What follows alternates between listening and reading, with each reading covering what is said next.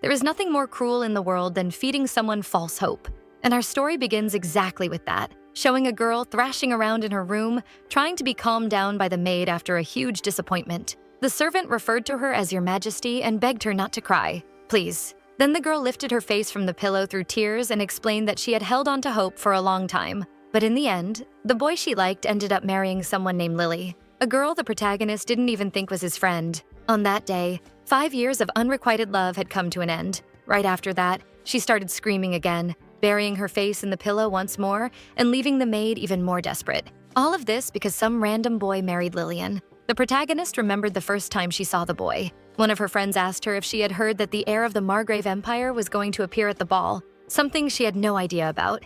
However, now that her friend mentioned it, she remembered something. Finally, the boy entered the hall with short steps, attracting the attention of our girl. He was perfect, with piercing yellow eyes and a magnificent face. In that moment, it was as if bells were ringing inside the girl's head, and she was extremely excited about the prince's arrival. Euphoric, she ran inside the palace looking for her father. And as soon as she found him, she made it clear that she wanted to marry the heir of the Margrave Empire. And she even justified that she was completely and desperately in love and wanted the man's blessing. But he asked, without any enthusiasm, if Estella was referring to Isaac. Something she confirmed, after all. It couldn't possibly be any other man. Then her father sighed, trying to remain calm as he said that he couldn't give his blessing for that marriage, which left the girl absolutely outraged. But the man had a very good reason for it. Isaac was already engaged to the eldest daughter of the Grand Duke. That took Estella by surprise, as if her whole world had collapsed. So she threw herself onto one of the chairs there, going through the greatest suffering of her life and worrying her father with all that dramatic scene. The man shouted for one of his servants to fetch a doctor to assist his daughter. Sometime later, when Estella looked more withered than an old dried flower, she received at least unexpected news, when her father entered her room saying he had good news, although she didn't seem very excited. That was when the man revealed that Isaac's wedding had been postponed. That gave the girl hope, and she immediately asked why that happened. Before that, the king had met with an important partner, explaining that his daughter was in a deplorable state in bed and that he had a rather embarrassing favor to ask, something that made the man extremely interested. So, getting straight to the point, the king explained that his daughter loved Isaac far too much. And of course, he would never ask for something like canceling the engagement, but he wanted to know if it would be possible to postpone the marriage for a few years. Then the duke explained that he didn't have to worry about that at all, because the marriage would only happen once the prince reached adulthood. But of course, the king wouldn't reveal all of that to his daughter, so he only said that maybe they were having some kind of problem in their relationship. With a leap of hope, Estella asked if he thought the two might end up breaking up for some reason, but her father only answered that maybe, because he didn't want to feed too much hope in the girl. Even so, that was enough for her to build false expectations. The girl prayed day and night for it, and she waited anxiously for Isaac's return after he left for the battlefield, thinking about how things would unfold. But she ended up facing a terrible surprise. The love of her life came back determined to marry Lily. While watching the scene, the poor protagonist only thought that this could not be happening to her, trying not to show her pain, because there he was, Prince Isaac, kissing his fiancée who was not Estella, while a chorus of praise was directed at the couple. In the middle of that crowd, the girl struggled not to sob from crying. That was when she realized it was better to leave that place, and no one would miss her anyway, since there were many nobles there. The girl fled from there as fast as she could. She wasn't going to just stand there like a statue watching the supposed love of her life marrying someone else. She ended up sitting by the edge of a stream alone with her thoughts, and staring at her own depressed reflection in the water. That was when someone called her attention, because the girl had spent so much time there that the wedding was practically ending already.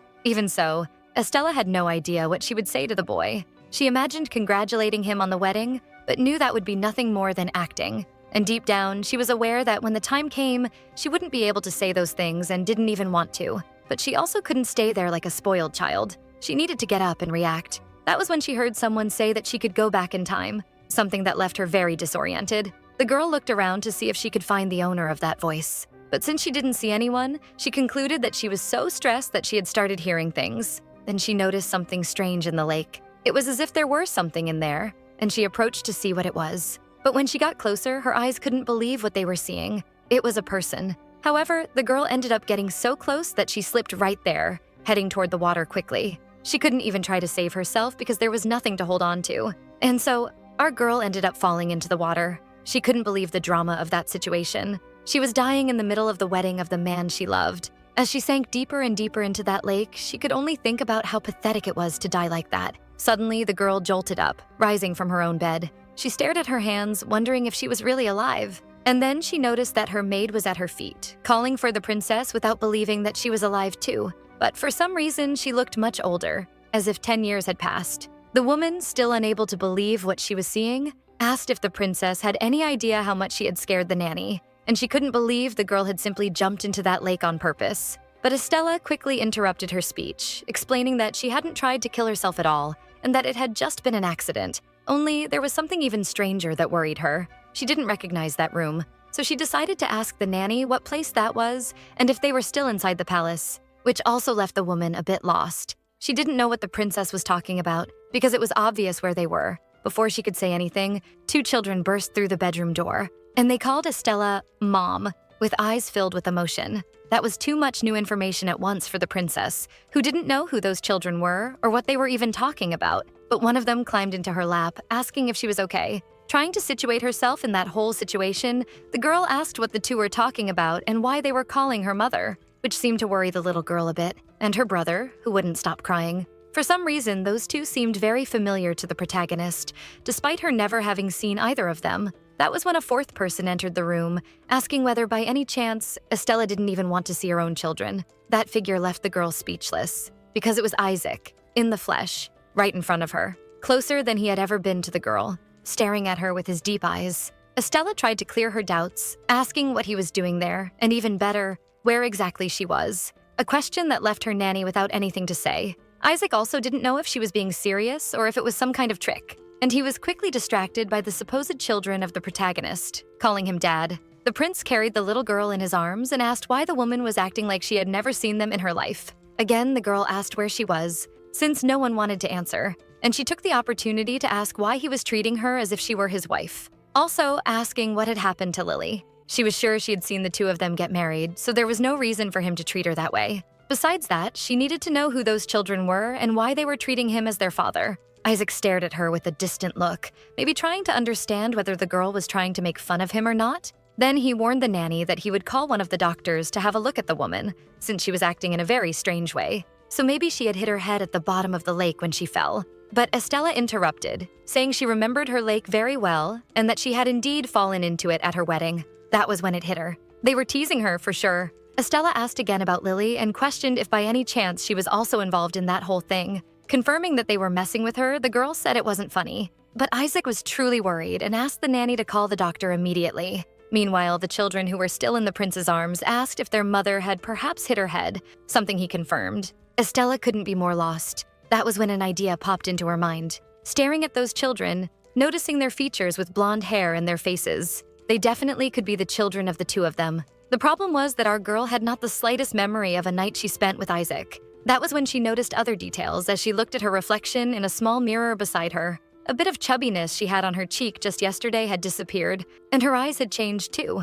Meanwhile, Isaac wouldn't take his eyes off his wife, absolutely certain that she had gone crazy. When Estella looked at her whole face in a larger mirror in the room, she was very frightened. That was really her. So she decided once again to ask and try to clear her doubts with what she had, questioning Isaac what year it was, to which he replied that it was the year 650. Then things started to click, even though she thought it was impossible. She was sure she had woken up on May 17th of the year 643, because that was around the time when she started fantasizing about being a bride. So that was it. Estella had jumped 7 years into the future, but she couldn't believe this was really happening. Her children once again called for their mother, very confused by the way Estella was acting. It didn't take long for the doctor to arrive in Estella's room, and after only a quick evaluation, he concluded that the girl was suffering from a classic case of amnesia. All of that considering that she remembered every event that had happened up until she turned 19 years old. But that only left the girl even more disturbed, arguing that she couldn't remember even the tiniest thing after reaching that age.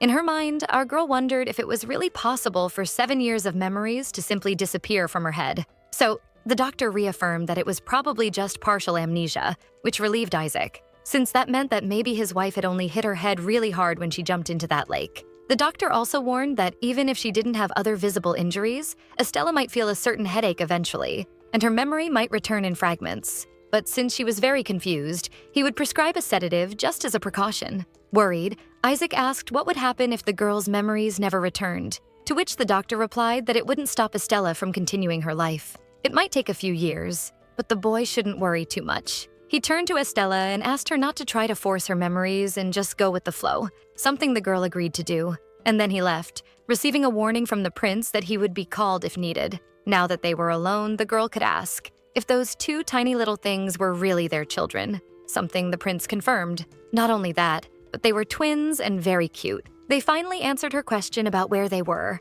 They were at the mansion of the Margrave Empire, which probably indicated that the two of them were married, which was kind of obvious to the boy, who already seemed to have no patience left for that whole show. Meanwhile, Estella only noticed that over the last 7 years, Isaac had become more handsome, taller, and stronger. She couldn't even believe that for some reason she had grown up, married that extremely handsome man who should be illegal, and even had his children. It was quite the future. When she let her celebration slip out regarding the current reality, the prince didn't understand. But Estella explained that she just found all of that very unexpected, because just thinking that the two had gotten married was like winning the lottery. But she quickly shifted the subject. Trying to be sure of the situation, the boy asked whether the girl had really lost her memory, being scolded by his son. He seemed extremely stressed and questioned again if the girl wasn't just pretending to mess with his head. But Estella had no idea what he was talking about, until the prince revealed that she was very good at manipulating people in that way. And then he asked whether she sincerely didn't remember how cold she had been to him just the previous day, and now was saying that marrying him was like winning the lottery. The girl didn't know why Isaac insisted on acting that way. There was something in his eyes in that specific moment that showed a resentment he carried toward her. Even so, the girl tried to stay firm and reminded him that he heard very well what the doctor said. But she also took the opportunity to question why he thought she was trying to mess with his head, because she felt he was mad at her for some reason. The protagonist even argued that they needed to try to understand each other. That's why she asked if she had really treated him that coldly, since at that moment, just looking at her husband made her heart race. After all, no one would be upset if, in the blink of an eye, they discovered they had married their first love. But the prince seemed increasingly impatient. That was when he revealed that the two of them were in the middle of a divorce, which practically sucked all the happiness out of Estella's body. She asked him to wait a moment before asking what he was saying. She couldn't believe they were really getting divorced. After all, why would they divorce? Which sounded like another joke to the prince. Their son, who had been watching that entire fight up close, immediately began to cry. He didn't like seeing his parents having disagreements. And it didn't take long for the little girl to cry as well, clinging to her father's legs. That scene left Estella disturbed, and Isaac lost his composure for a minute, asking them to leave that discussion for later, especially because he didn't know how the girl had fallen into the lake. But he made it clear that as soon as all the divorce procedures were completed, he and the children would disappear. Then Isaac turned his back to the princess and asked her not to get too stressed, but Estella just stood there, not knowing what to say. Before leaving, he made sure to comment that that lake wasn't even deep enough to reach Estella's thighs, and that there was nothing at the bottom except soft, fluffy sand, indicating that the protagonist was lying to everyone there. With that, he slammed the door, leaving the girl alone, completely stunned by what had just happened. In fact, our girl was in a terrible situation. She couldn't remember anything, no matter how hard she tried. No memory came to her head after what happened at Isaac and Lily's wedding, and they were very vivid memories, which made her think that, instead of amnesia, it was more plausible that her 19-year-old self had jumped through time, and that thought cleared her mind. So that was what had happened at Lily's wedding. There were many things she wanted to ask Isaac, but it was obvious that he didn't want to say anything to Estella at that moment, so she didn't even have the courage to try asking anything, just remembering those eyes full of anger. She couldn't believe everything she was living. It was far from being the wedding of her dreams, and just remembering that the two were about to divorce made everything worse. She wanted at least to remember how the twins were made, because for sure it must have been one heck of a night. Sometime later, her servant went to her room to serve tea. Since she was the only person who listened to Estella, the girl asked if she really had lost consciousness somehow, to which the woman replied that she had jumped into the lake. And one of her servants luckily saw and ran after her, but it was already too late. That was strange to Estella, because she was almost certain she had fallen into the water by accident. But now the details of what had happened that day were very different, and she was sure she had heard a voice telling her to go back in time. With that in mind, the girl suddenly stood up, leaving the poor servant startled, shouting that she was going to end up hurting herself if she made very abrupt movements. But all the girl said was that she needed to take a look at that lake everyone kept talking about.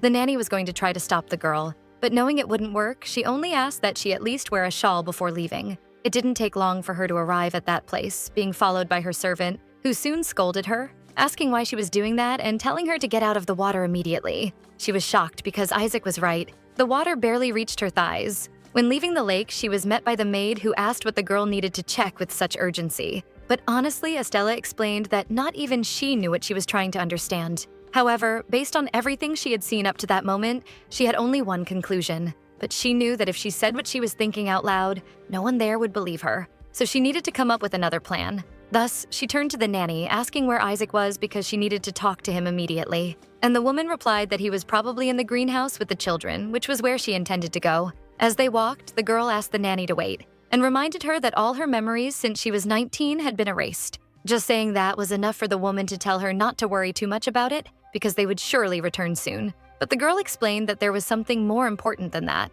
She needed to know if those twins were really hers, and if she had given birth to them and indeed was married to Isaac, which the woman confirmed. But her real doubt was the reason the two were in the middle of a divorce, which was something more difficult for the woman to explain, since she argued that she had no right whatsoever to interfere in a couple's problems. However, she suggested that if Estella really wanted an answer about that, she should ask His Majesty directly. Just that idea alone already filled the girl's eyes with tears, and she asked if by any chance the nanny hadn't seen the way the prince looked at her. It seemed like he was ready to kill Estella with his bare hands. She wasn't stupid enough to ask him that, so she insisted that the woman at least give her a hint. Even so, the nanny insisted that this was a question the girl might be able to resolve if she spoke with Isaac. An answer that surprised Estella. As a last hope, she asked if the servant truly couldn't help her in any way, which the woman confirmed, so there was no other choice. The servant knocked on the greenhouse door, explaining that the princess had a matter to discuss with him, and Isaac allowed her to enter. Nervous, the nanny asked the protagonist to try her best to have a calm conversation with her husband,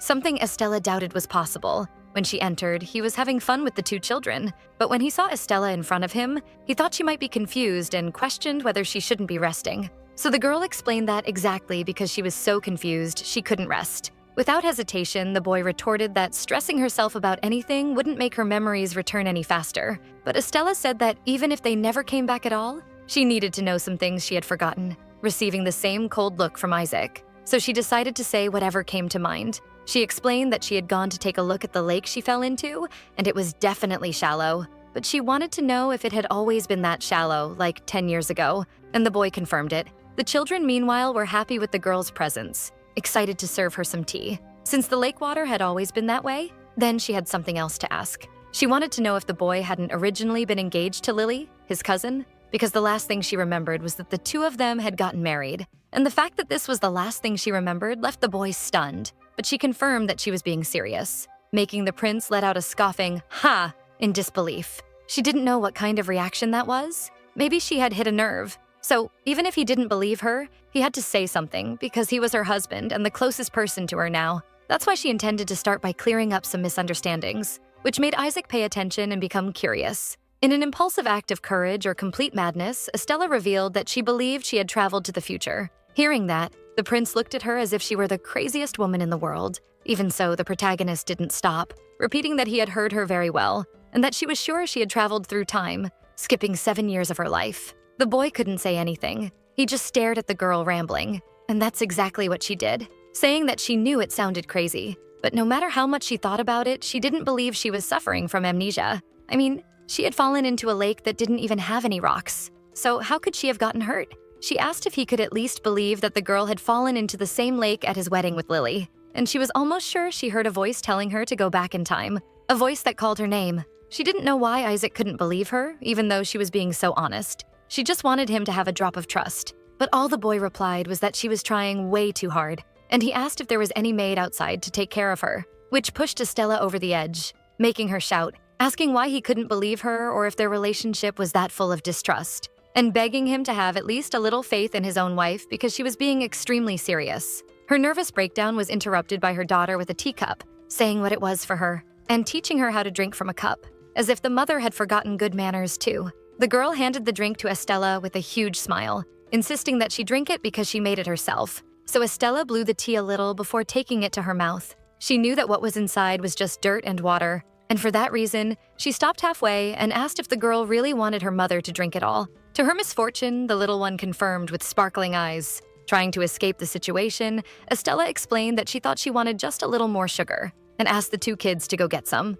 and so they went, restoring the peaceful and quiet atmosphere of the greenhouse, which didn't last long since Estella soon tried to resume her train of thought. But Isaac asked her to sit down before anything else. But the girl was very spoiled and questioned whether she really had to sit on the floor, to which the prince replied that there was a cushion there, But that was strange because even inside the palace, she had never sat on the floor before. Then Isaac took off his coat, spreading it on the floor and asking if that helped her. After she finally sat down, the prince recapped to make sure he had heard her say that she had traveled through time from the past to that moment, something Estella confirmed. And following that reasoning, he confirmed that although she was 26 years old on paper, inside she was still a 19-year-old girl, so she hadn't lost her memory. Finally, the protagonist felt that he was beginning to understand, and she took the chance to resume and say that she had heard someone calling her name on the day of his wedding with Lily, and that person told her to go back in time. She felt very strange, so she tried to check if that sound had really come from inside the water, but she got dizzy and ended up falling and drowning deeply. Then she opened her eyes and suddenly 7 years had passed, just like that. She didn't know why he was looking at her like that, and she quickly asked if Isaac was going to say she was crazy again. But that wasn't it. To be honest, now that he stopped to think about it, the way Estella was speaking and acting was very different from before, exactly like she was when she was 19 years old, which meant that either she was an extremely good actress or it was truly believable that the girl had traveled through time. She took advantage of that vote of confidence to reaffirm that it was because she wasn't acting, and she wanted to know if he distrusted everyone like that. But the boy explained that of course not. He had become that way because of a certain person. She knew he was talking about her, but not the Estella she was. Only the one she supposedly had become during those 7 years she no longer remembered. Once again, the silence was interrupted when the children arrived with a little dirt cake, asking their parents to taste it, and claiming it was a delicious macaron. The poor Estella no longer knew who to ask for help. Still, she couldn't simply ignore the sweet looks of those two pleading for her to taste it. They were so cute it made her want to cry. So she gave in, taking a bite of that disgusting mud cake and pretending it was delicious. So delicious that she wanted the two of them to make more for her, something that surprised the children. Watching them from afar, the girl couldn't ignore the fact that they were full of light, suggesting that maybe they had taken after her. But Isaac explained that they were excited because the girl had come to the greenhouse that day, which caught her by surprise. Then the prince said that she usually didn't go there, which surprised her even more. But the boy repeated that she really didn't go, with a certain resentment in his voice, leaving Estella a little worried. Maybe she had lost her essence in the middle of those years. The children soon approached, saying they had made more food, and he pretended the smell was very good, playing along. One of them tugged on his mother's clothes to get her attention, receiving an intense look from Estella. It was the little boy with open arms ready for a hug, and the protagonist tried her best to respond because it had to be clear that they were her children. But that wasn't how she felt. She felt like a stranger in her own life, and the little boy quickly realized that something was wrong. Even so, his father asked Lou not to push too hard with his mother, so he stepped back, and Estella commented that she really couldn't remember everything. And that's why it was hard not to feel like it was the first time she was seeing both children, catching the attention of little Lou and the other two. When her family looked at her like that, she felt even more like a stranger. Trying to break the ice, the girl asked if by any chance the girl's name was Lucia, so they could be Lou and Lucia Mondiaz. But Isaac answered that it was Lustel and Lucia de Messian. It was a surprise to the girl that they had taken her last name, even though Isaac's last name was very beautiful. After making that comment, the girl regretted it instantly. Maybe she had said something wrong again. She felt like she was walking on eggshells whenever she tried to interact. So she tried to change the focus a little, asking who had chosen their names. Isaac explained that he had chosen them, being congratulated by the girl who was now interacting more with Lustel. But the little boy turned his face away after having his cheek squeezed, something the protagonist couldn't help doing because he was so adorable. Returning to the central subject, she reaffirmed that she wasn't lying. She really believed she wasn't suffering from amnesia.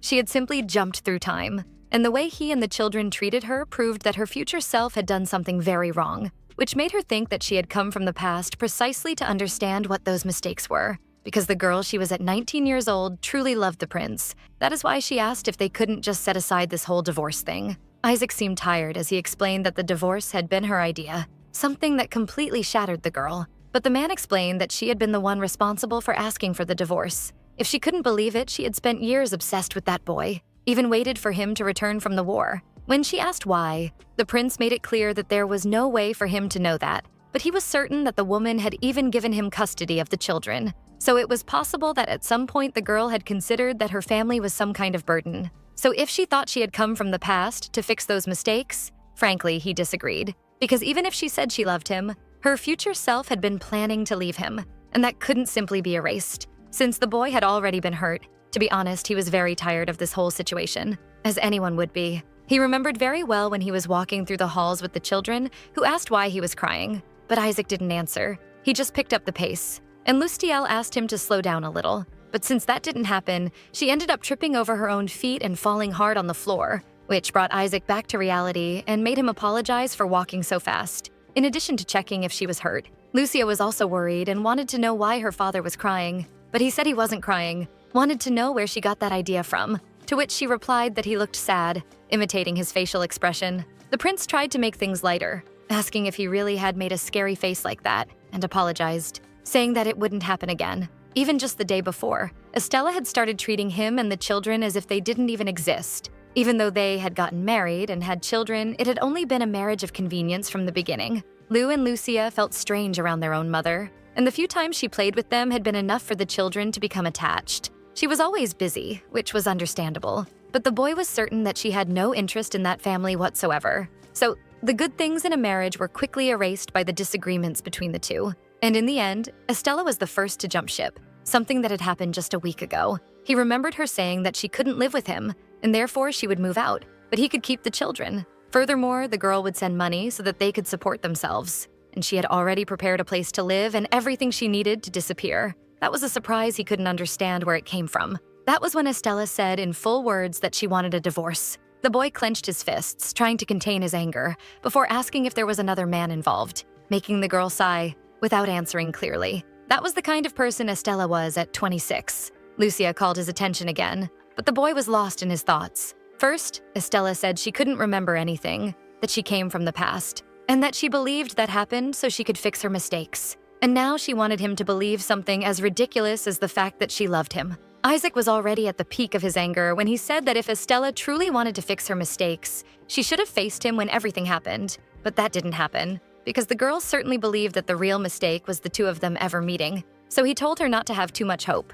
After all, how many years of his life had he spent clinging to false hope because of the girl? He couldn't simply forget the Estella he had lived with all that time, because when he looked at the girl in front of him, he could still see traces of her, that person who hurt him over and over again. That conversation left our girl even more discouraged, and the boy delivered his final blow, saying that he no longer believed in the promises he made when he proposed to her, when the girl was still 19 years old, because to him, those were only words that lost their meaning over time. Now, everything was very different. On the day they got married, the eyes of both of them shone with love. Isaac remembered as if it were yesterday when the protagonist asked if he promised that he would trust her and wait for her, with the hope that he would say yes, because the girl loved him far too much. Thus, the two exchanged rings in a passionate gesture, and he reminded Estella that after they got married, they were happy for 1 year. They spent peaceful days, and it didn't take long before they discovered that Estella was pregnant. But that happiness ended quickly. He had let his guard down and forgotten that any secret, no matter how well hidden, was always revealed.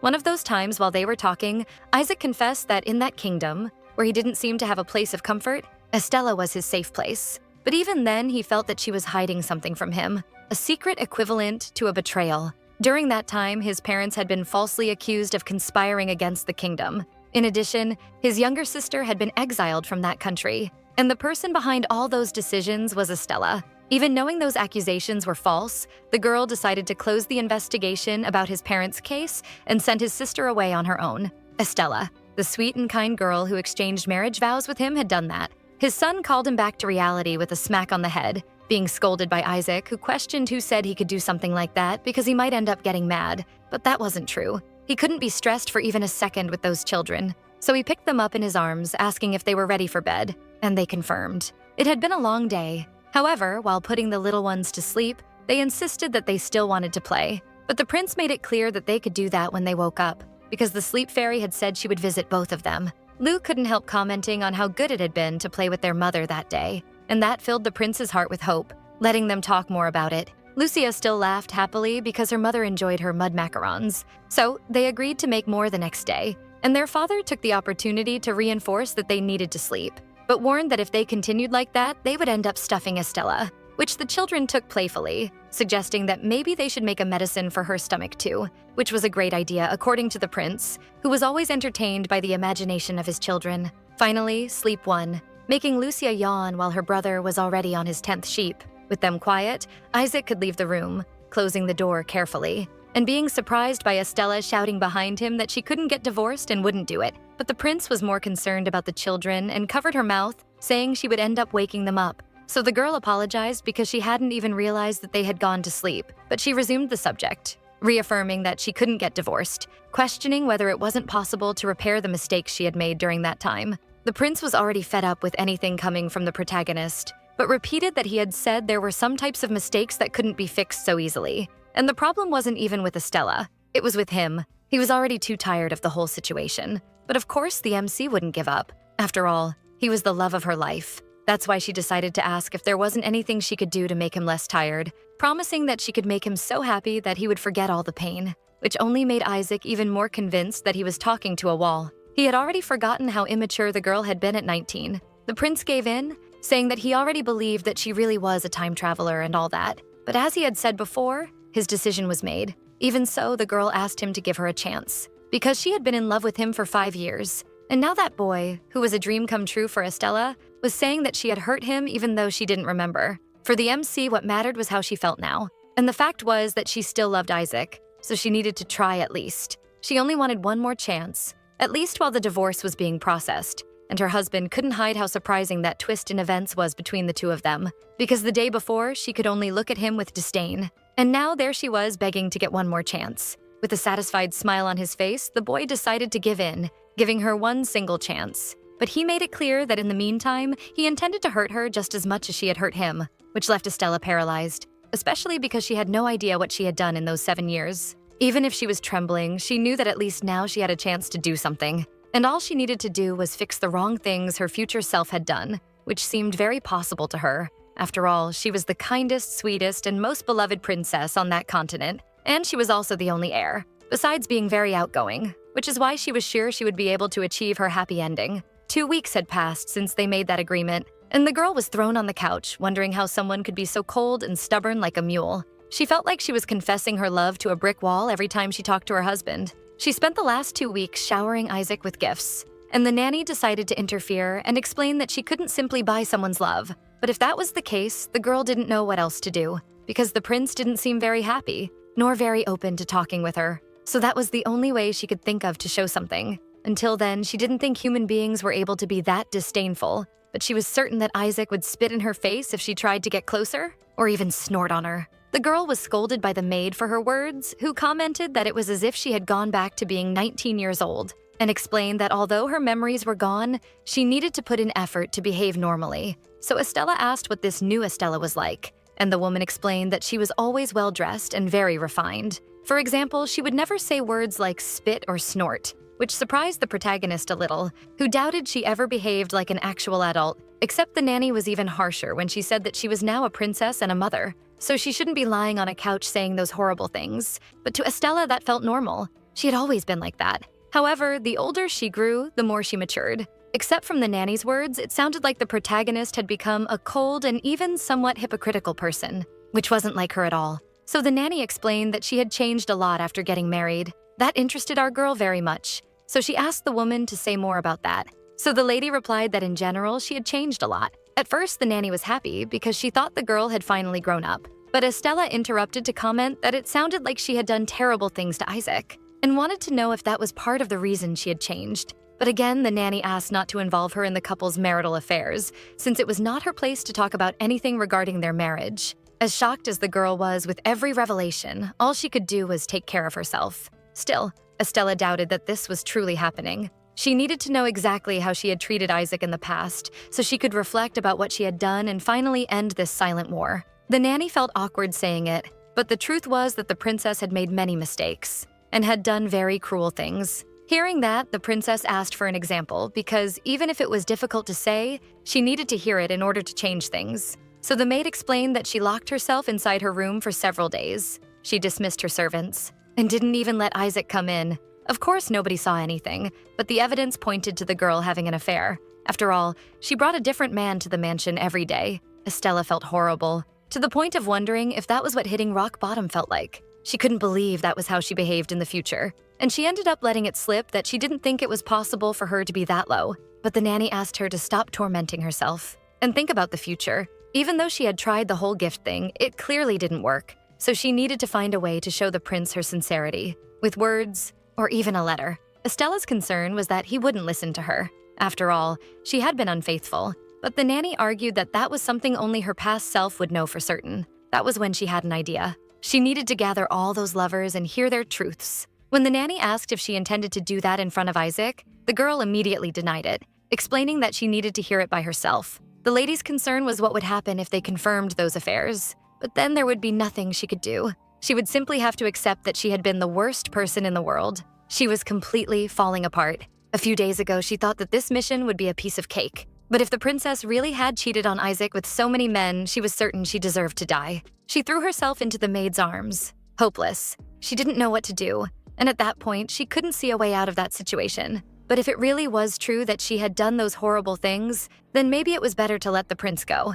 Except the nanny argued that if she considered the fact that the two were still living together, it was probably because Isaac still had some feelings for her. After all, the prince had waited for the girl all that time, so she shouldn't blame herself too much. In fact, what she needed to focus on was resolving the situation with him. Or did she think all couples lived in perfect harmony? Everybody had problems. Still, the protagonist doubted that those couples went around throwing divorce papers, saying, "I can't do this anymore," and acting like spoiled children. Her vocabulary bothered the nanny once again, who asked her to be careful with her words. But that wasn't important to Estella right now. The fact was that she had been the one responsible for asking for the divorce. And now Isaac was fed up. If she were in the protagonist's shoes, she wouldn't give a damn about her own dignity either. Desperate, holding the nanny's hands, she begged the woman to be honest. Supposing the woman had a stupid husband who arrived one day saying he wanted a divorce. But after a day, he changed his mind and asked to cancel that divorce. What would she do? And as if that had really happened, the nanny indignantly answered that she would tear the guy in half.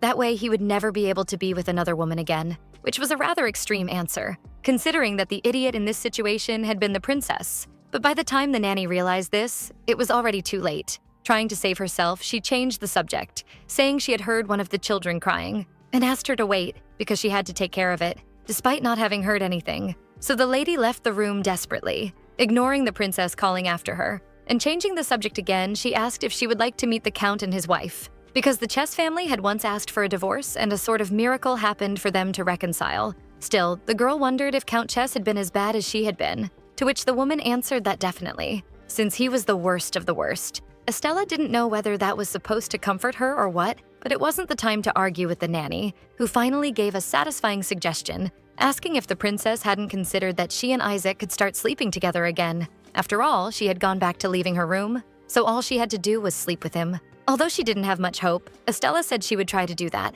getting physically closer to Isaac first, even though the nanny doubted the boy would even touch the girl, which immediately made Estella blush and scold the maid, saying she hadn't even thought about that possibility. It was just that when you share a bed with someone, you have to see that person's face every day, even if you don't want to. So they would eventually end up talking one way or another. That was why she was decided. She would move her things back to the room that very day. When the woman asked if she would talk to the prince first, the princess questioned what they even had to talk about regarding that, because deep down she knew Isaac would definitely reject the proposal. In my opinion, she was very sneaky. There he was in his office, giving a big no right in the girl's face, which immediately made her question why. And coldly, he replied that leaving the room had been her choice, but it would be his choice to allow her to return or not. After all, she did it without even warning him, and now thought she could come back without warning as well. The girl's argument was that it didn't matter what kind of subject the two discussed. The conversation never moved forward. The girl even questioned whether he had given up on giving her a chance. But the prince countered that sharing a bed was another level of intimacy, and he didn't have to do everything she wanted. But that wasn't what she was saying. She just really wanted to try living like any other couple. Her words made Isaac reflect for a moment before giving in to the girl's wishes. She didn't expect him to agree so easily. She didn't understand the reason for it, but she was too grateful to argue. Excited, she said she would get her things immediately, especially because she didn't want Isaac to change his mind. It didn't take long for rumors to run through the castle corridors among the maids about how they would be sleeping together again for the first time in 3 years. What remained to be seen was whether they had truly reconciled, because that wasn't what it looked like when people looked at the two. Estella had never noticed how many things she owned, until she had to move them back to another room. But there was one item that caught her attention, a jewelry box. She had always liked collecting jewelry, but that was too much. After all, why did she need so many rings? It was so unnecessary and extravagant. That was when she noticed Isaac's presence, and he told her not to feel embarrassed and to just keep remembering things. She didn't know what he was talking about until he explained that he was referring to the rings, because according to him, they were all gifts from the girl's lovers. She stared in disbelief. Mocking? The prince asked if she really didn't remember that that was a box full of gifts from the guys who were head over heels for her, and she used to love receiving rings. Trying to save herself, Estella gave an awkward laugh, saying she didn't care about those stupid things, something the boy didn't believe at all. But the protagonist was determined and ready to get rid of all of it. She must have been in a huge streak of bad luck, because she decided to open that box right when Isaac was in the room, and that made the atmosphere terrible again. So much so that she had no idea what to say. That was when she noticed the boy getting closer, which made her nervous, and she asked what he was doing, to which he replied that she had said herself that she wanted to do things normal couples do, so it was natural to be that close to her, ready to unbutton his shirt. The girl screamed, saying they couldn't do that, except the prince explained that he was the one undressing. If it were her, he would be enjoying the show. Nervous, she told him to cover himself, but she couldn't take her eyes off him. She was red like a chili pepper and could only say that they couldn't do that, but the boy hadn't even touched her yet. Covering herself with her blanket, the girl argued that she was only 19 years old, which wasn't exactly true. After all, she had married him when she was 19, and they had already spent their first night together. Even so, Estella pushed him away, saying she couldn't do that now because she wasn't ready, and she had to listen to the boy mockingly ask whether she thought a stork had delivered the twins or what. Even if he didn't understand, the girl tried to explain that the image of him marrying Lily was still fresh in her mind. So, in her memory, the two of them hadn't even held hands, and there was an order to how those things were supposed to happen. That left the boy confused. After all, why did she want to share the bed then? But the girl made it clear that she only wanted to sleep together, literally. So maybe she should have said that. She argued that she had said they needed to talk, but the prince had imagined she meant talking with their bodies. So shameless. She couldn't believe the boy was really being serious about it, so she asked if he liked seeing her embarrassed, something he confirmed without hesitation, explaining that Estella used to treat him very coldly, so it was funny seeing her blush just by looking at him now. And considering she had cut off every conversation he tried to have, it was good to see the girl trying to initiate one. Still flushed, the princess asked if he had any idea how childish he sounded in that moment, and the truth was that Isaac knew it very well, but he was having too much fun to stop. He even said he wished the two of them could have more fun together, which lit a spark of hope that he would annul the divorce right there. But that wasn't the case, because that would only happen if she was satisfied with the two of them making peace on a very superficial level, crushing any hope the girl had.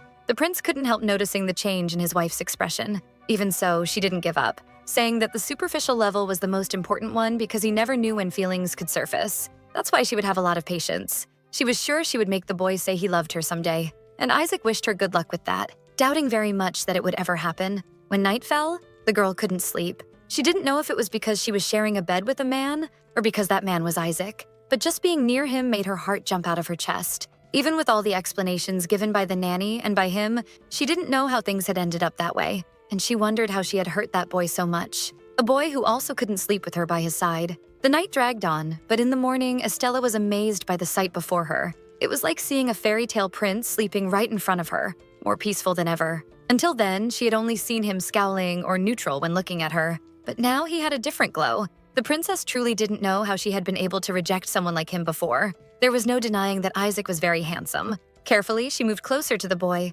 touching his face gently while wondering what he was dreaming about. However, in the middle of that affection, the boy woke up asking what was going on, to which the girl answered that he seemed to be having a nightmare, and that if he kept making that scowling face, he would end up full of wrinkles before even reaching old age, which surprised the prince, who asked if his face had really been that stiff, something the girl confirmed. She asked whether he really had been having a nightmare and if he was okay, and Isaac replied that he was. Her curiosity didn't go away, so Estella asked what kind of dream made him move around that much. And honestly, he was also curious about what kind of dream she thought he had been having, but he didn't answer anything. So Estella insisted, saying she was only worried and asking if she wasn't even allowed to do that. A knock on the door interrupted their little argument. It was the maids bringing water for Her Majesty to wash her face, but they asked if it was better to come back later. The prince immediately said it was fine. Staring at his own face in the water, the boy reflected, remembering that she had absolutely no idea how he ended up finding her in the middle of his wedding to Lily. She didn't know anything, nothing at all. And now she was there washing her face as if it were something normal and routine in his bedroom. He couldn't ask anyone in those conditions because she had practically witnessed the death of her parents. While he was reflecting on that situation, his butler asked that he head to another room when he was done washing. But the prince drifted. It was hard to imagine that the girl in front of him was really living life as if nothing had happened. But something else worried Isaac. If he left that place, it would be the end of everything. He didn't even wait for the poor girl to finish getting dressed before leaving the room. making Estella complain. Looking at herself in the mirror, the girl grumbled about him leaving the moment he finished dressing. But luckily for her, someone entered the room saying they had good news. That was something she couldn't miss. And the nanny said that Count Chess had agreed to meet with her, handing her a letter with a royal seal. Basically, the letter said that the Countess had heard that she needed help with some family problems, and she was honored to be trusted by the girl for that. So she requested that she meet with the woman and the Count the next day in the Radonia Hall. This made our girl sigh in so much relief. She was already ready to send her reply, so she asked for paper and her maid quickly provided it. The next day, the girl came downstairs all dressed up, which made Isaac question her. And she explained that she was just going to meet someone for a moment. Of course, she couldn't tell him that she was going after the stupid husband and the amazing woman who forgave him to ask how they fixed their relationship. Isaac seemed discouraged, so Estella made sure to ask him not to worry because she wasn't going to meet another man. Even so, pride spoke louder and the prince questioned why he would ever worry about that, even though his posture remained cold and he pulled Lucy out of the room, leaving the girl a little worried. Still, she tried to remain calm. She just needed to meet with the chess couple and return home right after. And so she did at the Radonia Hall. When she got there, she remembered how much she used to go to that place 7 years before, but now she didn't even know who owned it anymore. She was warmly welcomed by Madame de la Reine, who seemed excited while asking what she was doing there since she hadn't been to the place in a long time, and asked her to feel comfortable, taking the opportunity to ask if she was there to meet someone. Unfortunately, the girl couldn't remember who that person was. Maybe she was from the city of Atil,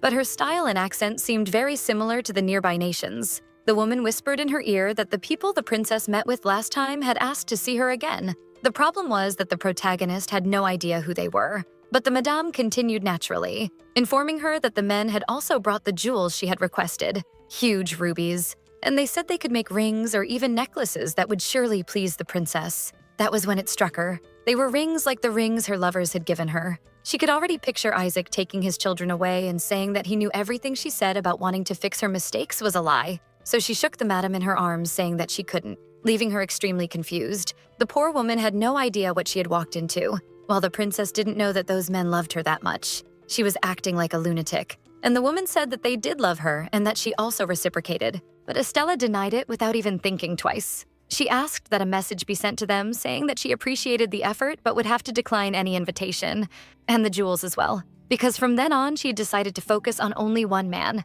and she would do everything in her power to make up for all the horrible things she had done to him. She was definitely in love. Then, changing the subject, she asked if the chess couple had already arrived because she needed to meet with them. Following the woman to the hall and having the princess's arrival announced, they bowed to her respectfully. They were a very cute couple and looked like they had a lot of love for each other. After leaving the princess there, the madame stepped away, wishing them a good meeting. She just couldn't help wondering what had happened for this to be necessary, and whether something had gone on that she wasn't aware of, because the princess seemed very different from usual. Maybe it was part of her plan or something, but for now she would have to wait and see. After the conversation, Estella returned to the mansion, meeting her husband in a gorgeous hall, full of fancy dishes and even fancier furniture. And tea had been delicately set on the table. Estella's head wouldn't stop. She wanted to know whether Isaac wasn't even a little curious about who she had met. She wondered whether perhaps she was smiling too much at him, and she was sure that if it were anyone else, they would have already asked who she had gone to see. But the prince looked very indifferent, as if he no longer expected anything from his wife. On top of that, she had been the one who suggested that the two of them share that moment together 3 times a day, but she had no idea what to talk about. She felt that every time she opened her mouth, she said something wrong. Meanwhile, Isaac was thinking a lot too, because honestly, he was curious to know who she had met. But he knew that if he asked anything, she would only get stressed, because she hated receiving big questions about her outings. For her luck, the children ended up coming in, looking for their mother, and calling her to play. She patted their heads, thinking a little about the conversation she'd had earlier and what she was able to learn from the chess couple. She didn't know why, but something in the law had changed over the last 7 years, making legal reconciliation harder than before. Earlier, the Countess explained that once the divorce was approved, there was no going back. So if she really wanted to reconcile with Isaac, it would be very hard. Besides that, they explained that there was a fee to pay, and she and her husband would have to remain apart for 3 years before getting back together for real. That was absurd. A reconciliation fee, and the mandatory period before the divorce was finalized could be extended for 2 months before everything was over. The Countess was the one who said that to her. And Estella knew that it was only 2 months, but after that, she wouldn't get even 1 more day, and things would simply proceed until reaching the final verdict. But the most important detail was that if a marriage required a lot of certainty and care to happen, divorce required even more. especially if there were children involved. So Estella asked whether her decision to take her husband back had been motivated by the children's well-being, to which the Countess answered yes. But in the end, that wasn't the decisive factor, because the children wouldn't be happy in a house with unhappy parents, and she was completely confident she could care for them well even on her own. There was only one specific reason why she decided to accept her husband again, and it was that he had shown sincerity to her. Estella's eyes filled with a kind of hope. So that was what she had to do. She needed to show sincerity to Isaac. But to do that, she should begin by getting closer to her children, because the woman explained that if she showed love to the kids, they would return that love with the same intensity. So it was good to treat them like anyone else, with kindness, lots of respect, politeness, and of course, love. And now there she was in front of those little creatures who wanted so badly to play. While stroking their hair, she asked if they really wanted that, and the little ones answered that they wanted to play house, and took the opportunity to call their father, trying to motivate them, saying they would make delicious food and they would do their best to make something their mother liked. So she followed along, making Lucia and Lou very happy. When she stopped to think, she couldn't help noticing the similarities between her and Lucia. It was exactly how she used to be when she was still a child. Meanwhile, Lou seemed like he could get anything he wanted, no matter what. He went up to his father, asking him to play as well, supported by his sister. Isaac didn't know how to say no to those two adorable little things, even if he didn't like his wife's company very much. Kindly, she asked him to go. There was no way to deny that invitation. So the four of them headed to the greenhouse, and the children started preparing the food, assigning Isaac to be the baby in the game, making the prince ask whether they didn't think he was a little too big to be a baby. But there was no way out. Lucia had already decided, and he was going to play that role whether he liked it or not. They were like movie directors telling the boy to lie down, because that was what babies did. While Estella struggled not to laugh, she was given the role of the nanny, and took the chance to ask what Lucia was going to be, to which she answered she would be the mother and her brother the father. So now they could finally begin. Lucia pretended to take care of the baby, stroking the parents' hair while Lucia called for the nanny. The woman asked if she was feeling tired, playing along, and Lucia explained that she'd had a very hard day at work, so she was exhausted. When Lou tried to approach, however, Lucia told him not to bother her, leaving the protagonist shocked by the reaction. While the father spoke of the baby, the girl replied that she had said she was tired. Noticing that the father wasn't following the script, she explained that he was the baby, so he had to cry. Estella couldn't ignore the fact that there was something very wrong with that game. While her daughter rocked Isaac, asking him to cry, that was when it hit her. Her children were imitating the prince and her, and that was not a good sign. So she decided to stop the game and asked her daughter if she didn't want to make some macarons, pulling Lou along after her. With the way things were, it was better to distance themselves from that situation for a moment. While making the macarons, Estella couldn't help asking what her daughter was going to say, because she needed to know what Mommy Lucia said when the baby cried. Then the little girl turned to her mother and shouted, "Nanny, take care of the baby. I'm busy with my work." That was definitely not the answer the girl wanted. She couldn't believe that was what the mother said, but Lucia confirmed naturally. It didn't seem possible that she had spoken that way to her own children. Estella shrank in shame, which made both kids stop playing to check whether their mother was crying. Between sobs, she apologized. But what mattered to those little creatures was that she didn't cry and didn't stay sad. Still with her head down, the princess explained that she actually wasn't crying. She didn't know where she had gotten lost. She remembered being a person who was easy to get along with and very loving, and loving Isaac a lot. So she wondered how she had managed to make so many mistakes in that marriage. Besides that, she missed her father, and she even questioned whether he knew that his daughter was living inside that miserable marriage. Noticing how long they were taking to come back, Isaac approached, asking why they had been there for so long. Meanwhile, Estella wondered how the prince felt when he saw the way his children played house. He must hate her, and he was definitely very hurt. While holding Lucia, the boy walked up to the protagonist, lifting her chin so she would look at him and asking why she was all curled up on the floor. The prince was holding in his hand 2 dirt cakes that his children had made, and Lucia insisted that her mother taste that pretend food. Estella pretended to eat it, praising it, saying it was amazing and delicious, which motivated the girl to make even more dirt cakes. Isaac stared at her, not knowing exactly what to say, since she was acting in a way very different from usual. With nightfall, the girl withdrew to her room and handed a letter to one of her servants, asking for it to be sent directly to her father as quickly as possible. The prince ended up overhearing that part of the conversation and became curious about the letter being sent to the king, but the girl explained that she really wanted to meet him and would also take the opportunity to ask whether there had been any change in the laws regarding divorce. Isaac looked very worried, even though he knew that that day was going to come sooner or later, but his comment ended up leaving our girl confused. So, trying to be as careful as possible with his words, he explained that the former king was in critical condition. She interrupted him, asking what he meant by former king. That was how the prince revealed that Benjamin was in such a critical state that he could no longer fulfill that role, making it clear that he was still alive, but unconscious. That was a lot of new information for the girl, who just repeated her husband's words before asking whether the current king wasn't her father, and Isaac confirmed. Taking that into consideration, she asked why she was there then. After all, Estella was the only successor to the kingdom of Messian. In fact, the poor thing had studied hard to be prepared to take the throne ever since she was a child. She could even remember her father placing a crown on her head and celebrating the fact that she would be the future monarch. The reason she assumed her father was alive and well was because the nanny kept calling her princess, even though she had a family and lived in a place that wasn't the royal palace. But now she knew the truth. Her father was in a terrible condition, and she had not inherited the crown because she was trapped there. Isaac's silence bothered her, and the girl slammed the table, demanding an answer. She needed to know who the current king of that place was. And cautiously, the boy revealed that the current king was named River Bertrand, also known as Estella's godfather. In an attempt to calm her, the prince explained that her father was probably receiving the proper treatment at the palace. And even if he was unconscious at the moment, he could wake up at any time. Taking everything into consideration, the girl informed him she would visit the palace the next morning, calling one of her maids so she would be aware of it. Head hanging low, Estella sighed and questioned whether her husband really wasn't going to tell her the real reason why she was there. It didn't make sense in the girl's head, because she had always been the heir to that kingdom. So why had her godfather taken over? The problem was that this was a question the boy didn't know how to answer for sure. She raised her eyes, clearly lost, and insisted on knowing exactly what he wasn't sure about. Then Isaac confessed that he wasn't sure she would believe what he had to say. Still, he came clean, saying that people called him a traitor, accusing him of having sold his own body to the girl in exchange for his life.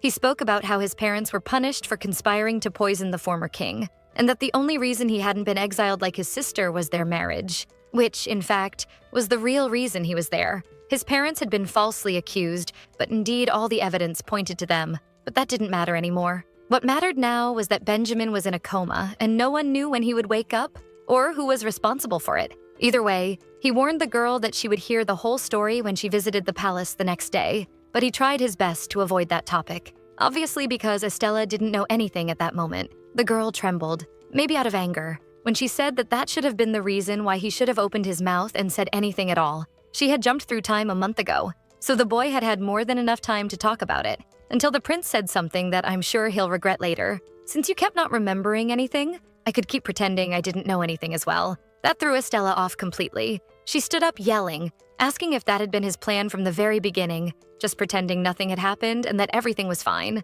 When Isaac had the audacity to say that that would also be good for her, he received a slap in the face in response. The girl was dying of rage. She couldn't believe that the boy she loved so much could say something like that, but the prince was frozen, in shock from the slap he had received. Estella didn't wait for him to react before bombarding him with questions. She wanted to know if he had enjoyed the fact that she had gone back to acting affectionate with him, or if maybe the two of them could simply forget the divorce. But above all, she wanted to understand how he had had the courage to try to hide her father's illness from her. She felt like a complete idiot. Benjamin was dying, and that was a fact. And the girl had wasted the last month begging Isaac to give their marriage another chance as if that were more important. She remembered what the boy had said, about how he wasn't sure she would believe his words. So she sincerely asked whether, if she hadn't asked anything, he would have ever said something. Because she was completely involved in that situation and she wasn't as stupid as he thought. Finally, the prince spoke, holding back his anger as he clenched his fists. And he tried to explain that he wasn't trying to play with her by avoiding that subject.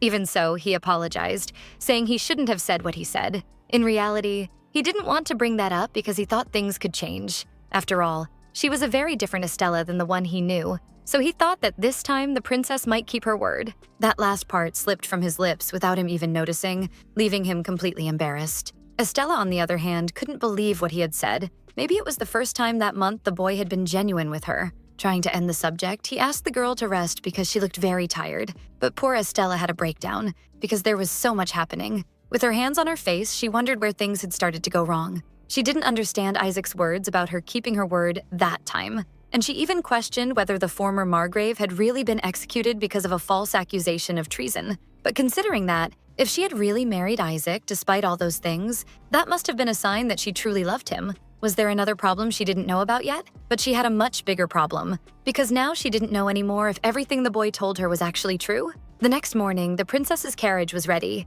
and she spoke with the nanny, who apologized for having kept things from her. explaining that she had been planning to tell her when things settled down a little more. But Estella didn't blame the woman. Besides, her father was still alive. He had only lost consciousness. So her goal was to meet with her godfather and find out what happened with the line of succession. Before leaving, she took the chance to ask where Isaac was because it seemed like he had slept in another room the previous night, a rumor the nanny had also heard. But when she checked, she found out he slept in another pavilion. Estella didn't look surprised or disappointed, just tired of everything, so she didn't even try to argue. She just asked the nanny to close the carriage door. Alone with her thoughts, our girl remembered that she told Isaac she loved him, but she hadn't bothered listening to his side of the story until then. And she had even slapped him, which must have hurt a lot because it turned really red. Her thoughts were suddenly interrupted by a knock on the carriage door, and to her surprise, it was Isaac standing in front of her, asking that the two of them go together to the palace. When she questioned why, the boy only said it was just because, which wasn't a good enough answer for the girl.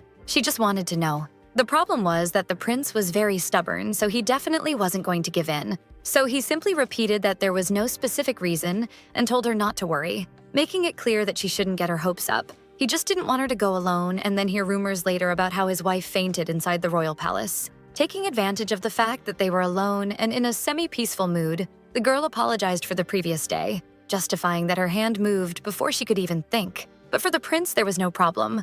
After all, he also wasn't feeling very proud of his own actions. A little worried, she asked if the boy at least put ice on the injury, which he denied. And she leaned in to take a look at that bruise, suggesting that Isaac should have done that because his beautiful face was pretty damaged. When she realized what she had done, Estella even tried to pull away and apologize, but Isaac held her hand, placing it again on his face, not to be hit, but to feel her affection again. That alone was enough to turn Estella into a walking red pepper, which made the boy laugh, saying her hand was cold, to which she replied that her hands were always cold, something her husband already knew.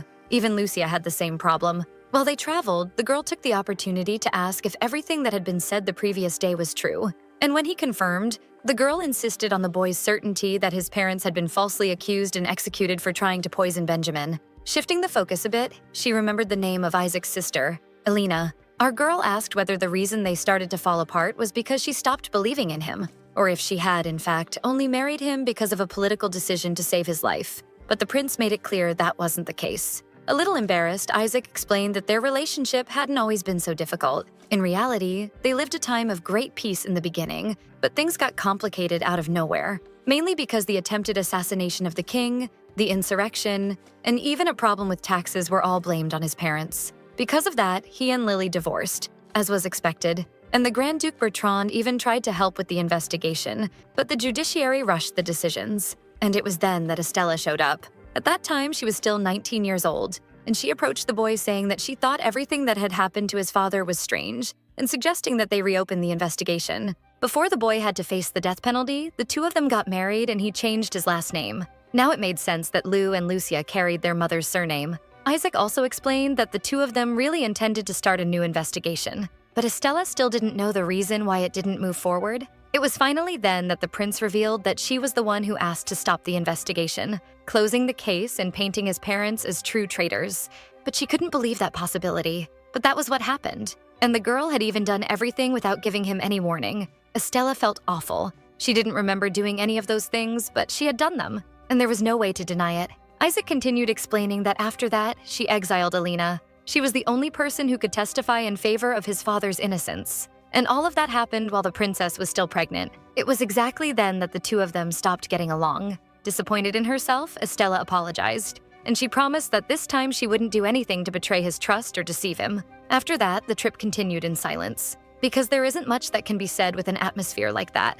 And they finally arrived at the royal palace. Isaac gently helped his wife descend, and Estella couldn't help noticing the changes that had happened in that place that used to be her home. Now the entrance no longer had many rose bushes or fountains. It had lost its life if she thought about it more. Soon an attendant approached them, and the girl explained that she was there to check her father's health and visit her godfather. Then she asked to be guided. The housekeeper stepped forward, saying she would guide the girl to see the king immediately. But Estella interrupted her, saying that she needed to see her father before doing anything else, informing that she intended to look for her godfather on her own after she met with Benjamin. They walked the halls not knowing what to expect, and the girl was soon announced, finding her father in a state very different from how she remembered him. She could hardly believe he was even alive, but the doctor accompanying him explained that yes, because he was still breathing. But the girl trembled. Benjamin was so thin that it was hard to believe he was even breathing, and she took the chance to ask how the treatment was progressing, to which the doctor replied that they were doing everything possible and impossible to accelerate the process,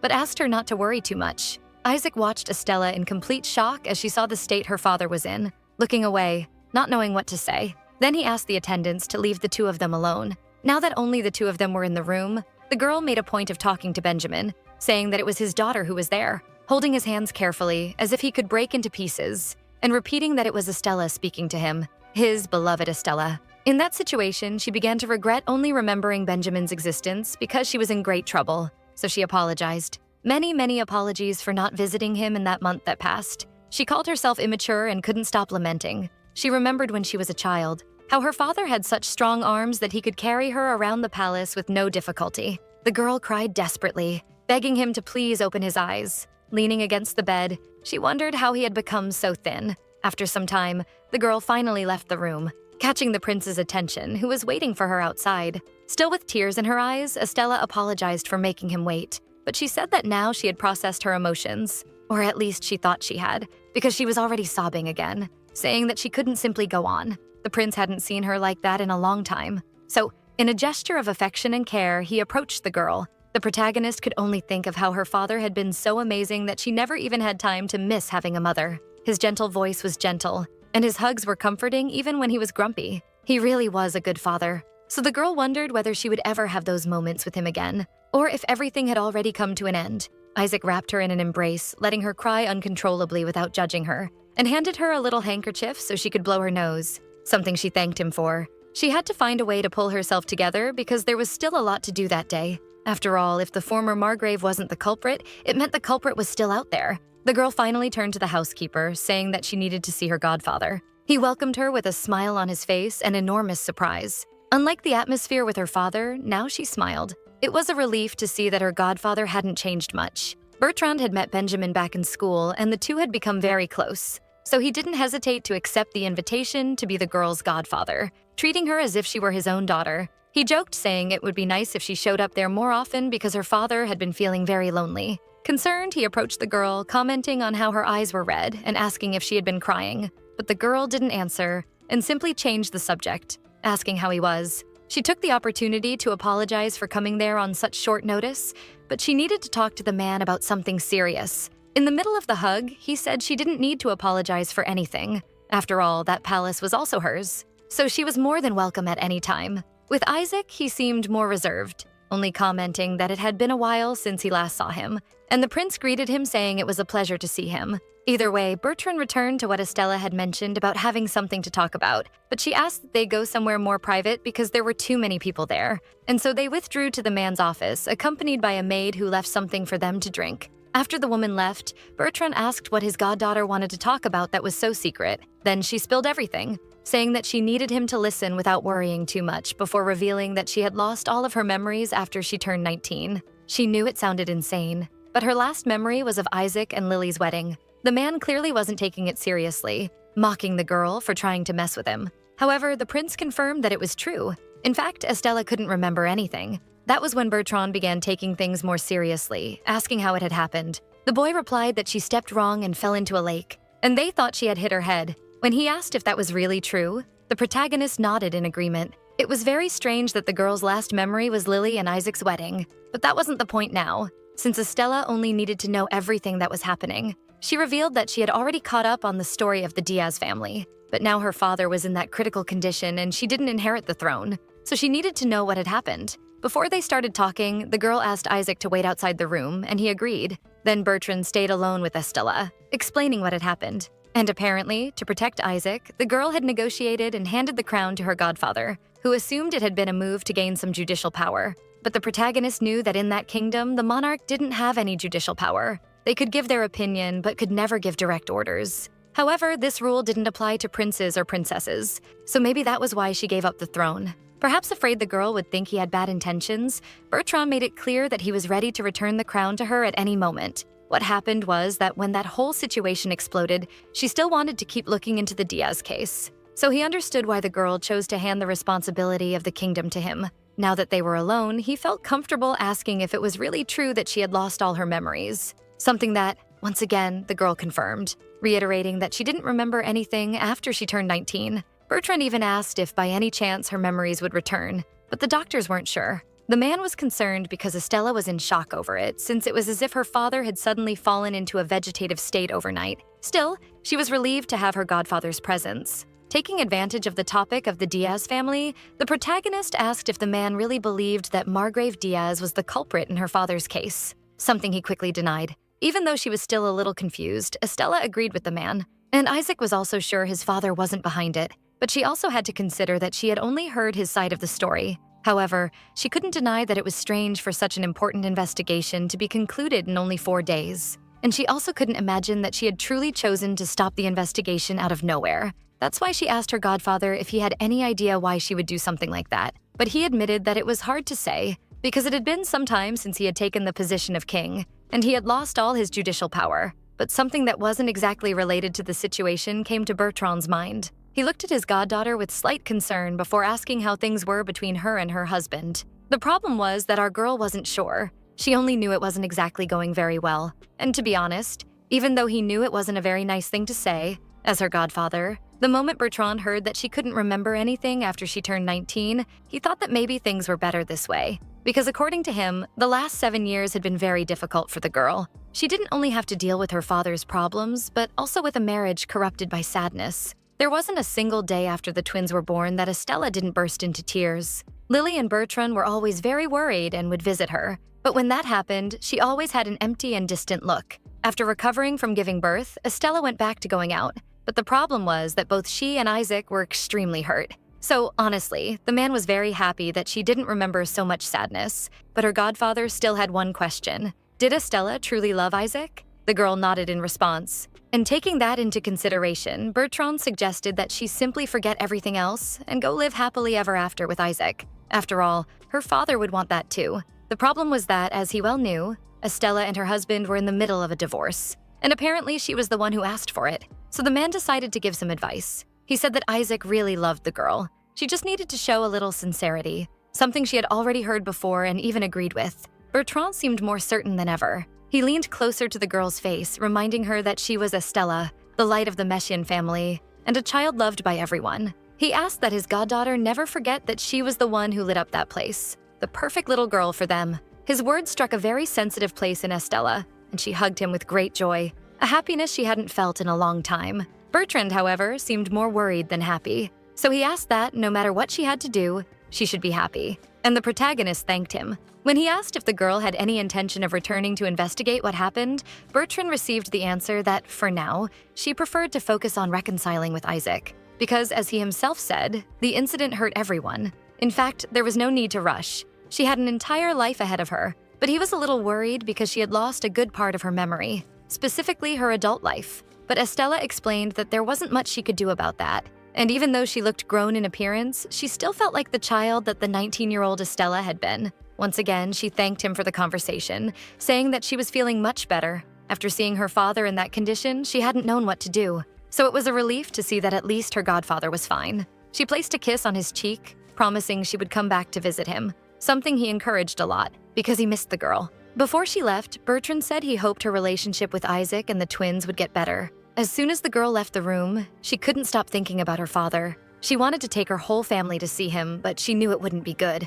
During the conversation with her uncle, he reminded her of the time she visited a fortune teller when she was 7 and cried her heart out. After that, she decided never to return. So the condition her father was in would probably be something far too complicated for children that young to handle. And Estella agreed. Lucia and Lou probably wouldn't like to see their grandfather that way. So even if she didn't agree, she wouldn't ignore the advice of someone who had done so much for her. She had no choice but to put all her faith in the doctor who was treating Benjamin. As soon as she found Isaac, the girl apologized for making him wait so long. With the visit over, the two went to the carriage to return to their mansion. The girl took one last good look at that place that once was her home, and the prince couldn't take his eyes off her. Finally, the two began their return. Taking advantage of the more private environment, Isaac asked what she and her godfather had talked about, but Estella said they were only catching up. And lowering her head, she informed him that basically they talked about things like judicial power and giving up the crown. For a moment, the man tried to reach for the girl's hand as if he were going to show some affection, but he froze halfway, wondering what he was even doing. The truth was that seeing Estella crying like that made him very weak. but he couldn't give in to her charm so easily. After all, she never cared about her own children, and she always left them home to go to parties with other men, keeping her collection of jewelry from her lovers. And whenever she was home, she spent the entire day locked in her office doing who knows what. Every time he dared to enter, she would explode over anything. She definitely had not been a very good wife. And now all that had changed was that she had lost the memories of the things she did. But there was Estella always saying she had loving feelings for him again. And because of that, Isaac lowered his guard. He couldn't stop asking himself why he had hugged her earlier. The man clenched his teeth. He felt so much anger inside him. And this worried Estella, who asked if he was feeling okay. He had the answer to all his questions. He knew he had hugged her because she was sad,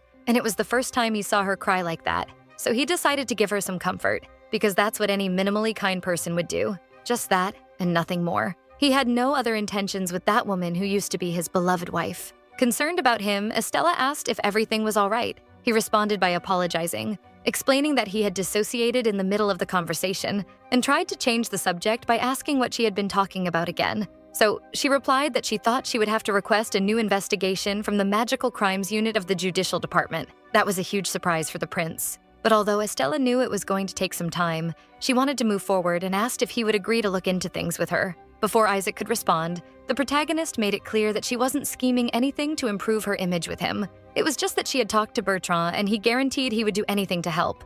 Isaac agreed with that part about help, but honestly, he was very busy preparing to leave the country with the children, and they were his priority, so he couldn't spend too much time on a new investigation. Awkward, Estella asked if he really needed to prepare so early. After all, they weren't even sure if they were actually going to get divorced or not. Isaac remained silent for a moment, but she broke the silence, as always, saying that if he wasn't sure it was okay, but she wanted him to stop avoiding her because she was trying to be a better wife. A few days later, a letter from her godfather arrived in the girl's hands, and she was already anxious to send a reply. So she wrote that she would like to reopen the investigation in the next few days, and also that she wanted to try to contact Lady Alina, since she was the only witness from that day. The girl wrote her response seriously, because this could save not only her marriage but also correct an injustice. She asked for another sheet from her maid to continue the letter. It said, "My dear godfather, thank you very much for your concern. I have been thinking about reopening the investigation, but I decided to prioritize Isaac and the children for now. Don't worry, I still haven't recovered my memories, and for now I would really like to rest.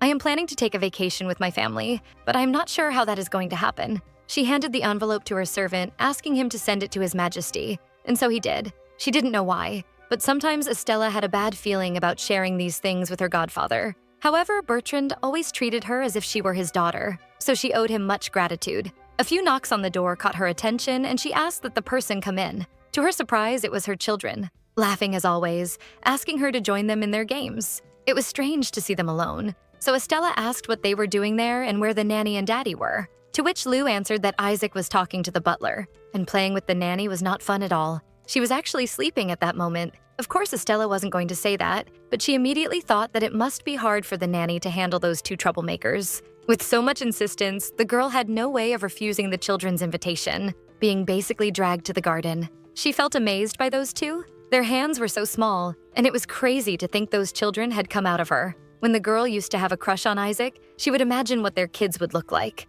But now she couldn't stop wondering what happened for her to change so drastically. Was it her father's accident that made her heart cold? Or was there something more she didn't know about? When they arrived at the greenhouse, Estella asked why the two always chose to play there, to which Lucia answered that she herself had said it was dangerous to play outside. She had no idea why she would say something like that, because how dangerous could the garden of a castle really be? But she only allowed the children to play there. The protagonist then asked if at least they liked that place. Luckily, the children had no complaints about it. They were surrounded by flowers, mud, and lots of space to play. So, cutting the conversation short, they suggested they should have a picnic. And as usual, they asked their mother to wait there while they went to bring the food. Estella now spoke like a real mother to them, asking them not to run so they wouldn't fall.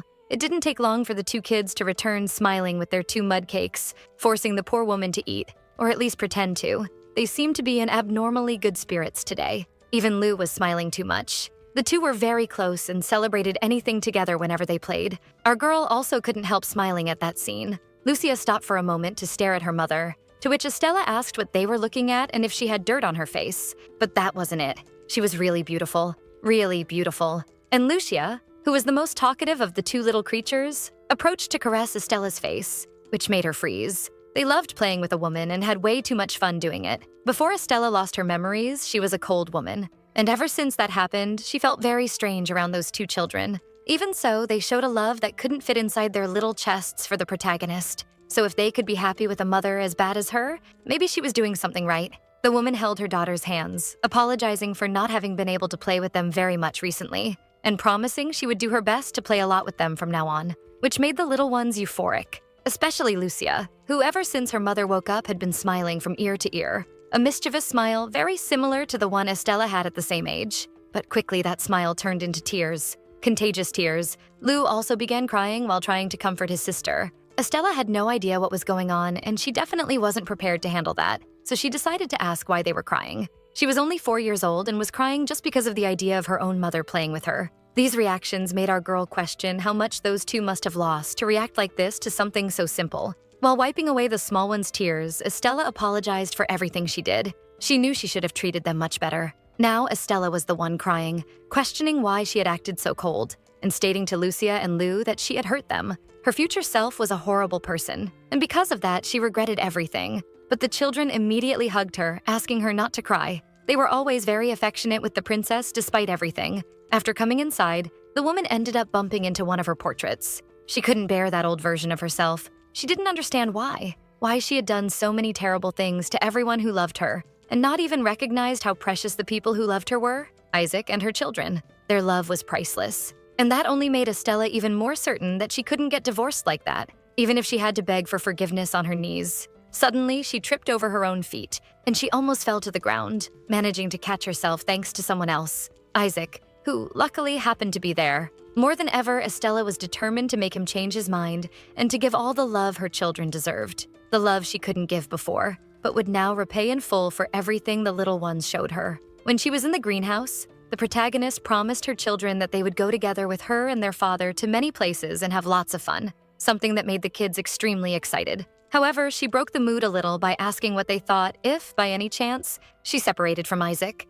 and the siblings agreed that it would be terrible. Even so, Estella decides to come clean, explaining that she had made many mistakes with her husband, and now he hated her, and even said he was going to leave. Lucia, in her innocence, says that if she made a mistake, then she probably had to be punished or he would get really mad. With that, the woman explains that she planned to make up with Isaac as soon as possible and asks if the two children could help her. That was a surprise because they had no idea that such a thing was even a possibility. But Estella reinforces that the two of them would be very useful to make their father forgive her. And honestly, she could not do it without them. Lucia doesn't understand and asks why she couldn't, since, in her view, her mother was like a superhero and could do everything. So the woman had to explain that this time it was different. She would really need the help of the children because it would be the only way to fix things. She couldn't do things on her own because she was too weak. Maybe it was the first time Lou had ever seen his mother so vulnerable, but Estella wasn't ashamed and reaffirmed that she really was very weak, and that's why she needed help.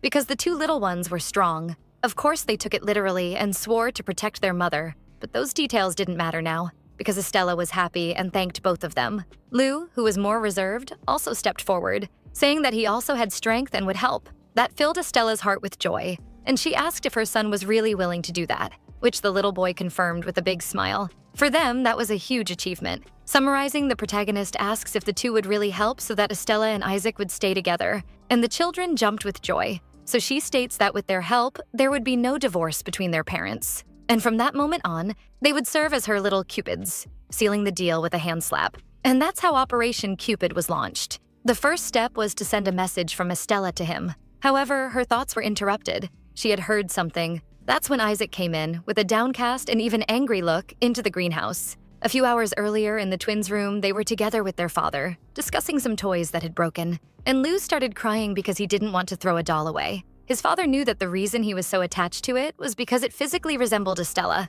And when the poor boy said that he missed his mother, Lucia asked if he was a little baby or something to be whining like that. But the little one answered that no, it was just that he missed Estella because he loved her. And now she wasn't a scary person anymore. With that, Lucia had to agree. She also loved her mother, and things had changed. The two celebrated the fact that the protagonist wasn't that cold woman she used to be anymore. When they started talking about whether their father also wasn't afraid of their mother anymore, they decided to ask the prince. So they bluntly asked whether Estella hadn't been really nice lately, catching the man by surprise. Lucia even commented that she liked the new version of her mother a lot. And so did Lou. But that wasn't a good enough argument for Isaac. After all, Lou agreed with anything his sister said, but the girl was determined to convince him and said that this time it was her brother who had said that first. Defeated, the prince asked how the two ended up in that conversation about Estella, because he thought they were talking about fixing the dolls. And they snapped back saying they could talk about their mother if they wanted to, which wasn't a lie. But honestly, Isaac didn't know what to say.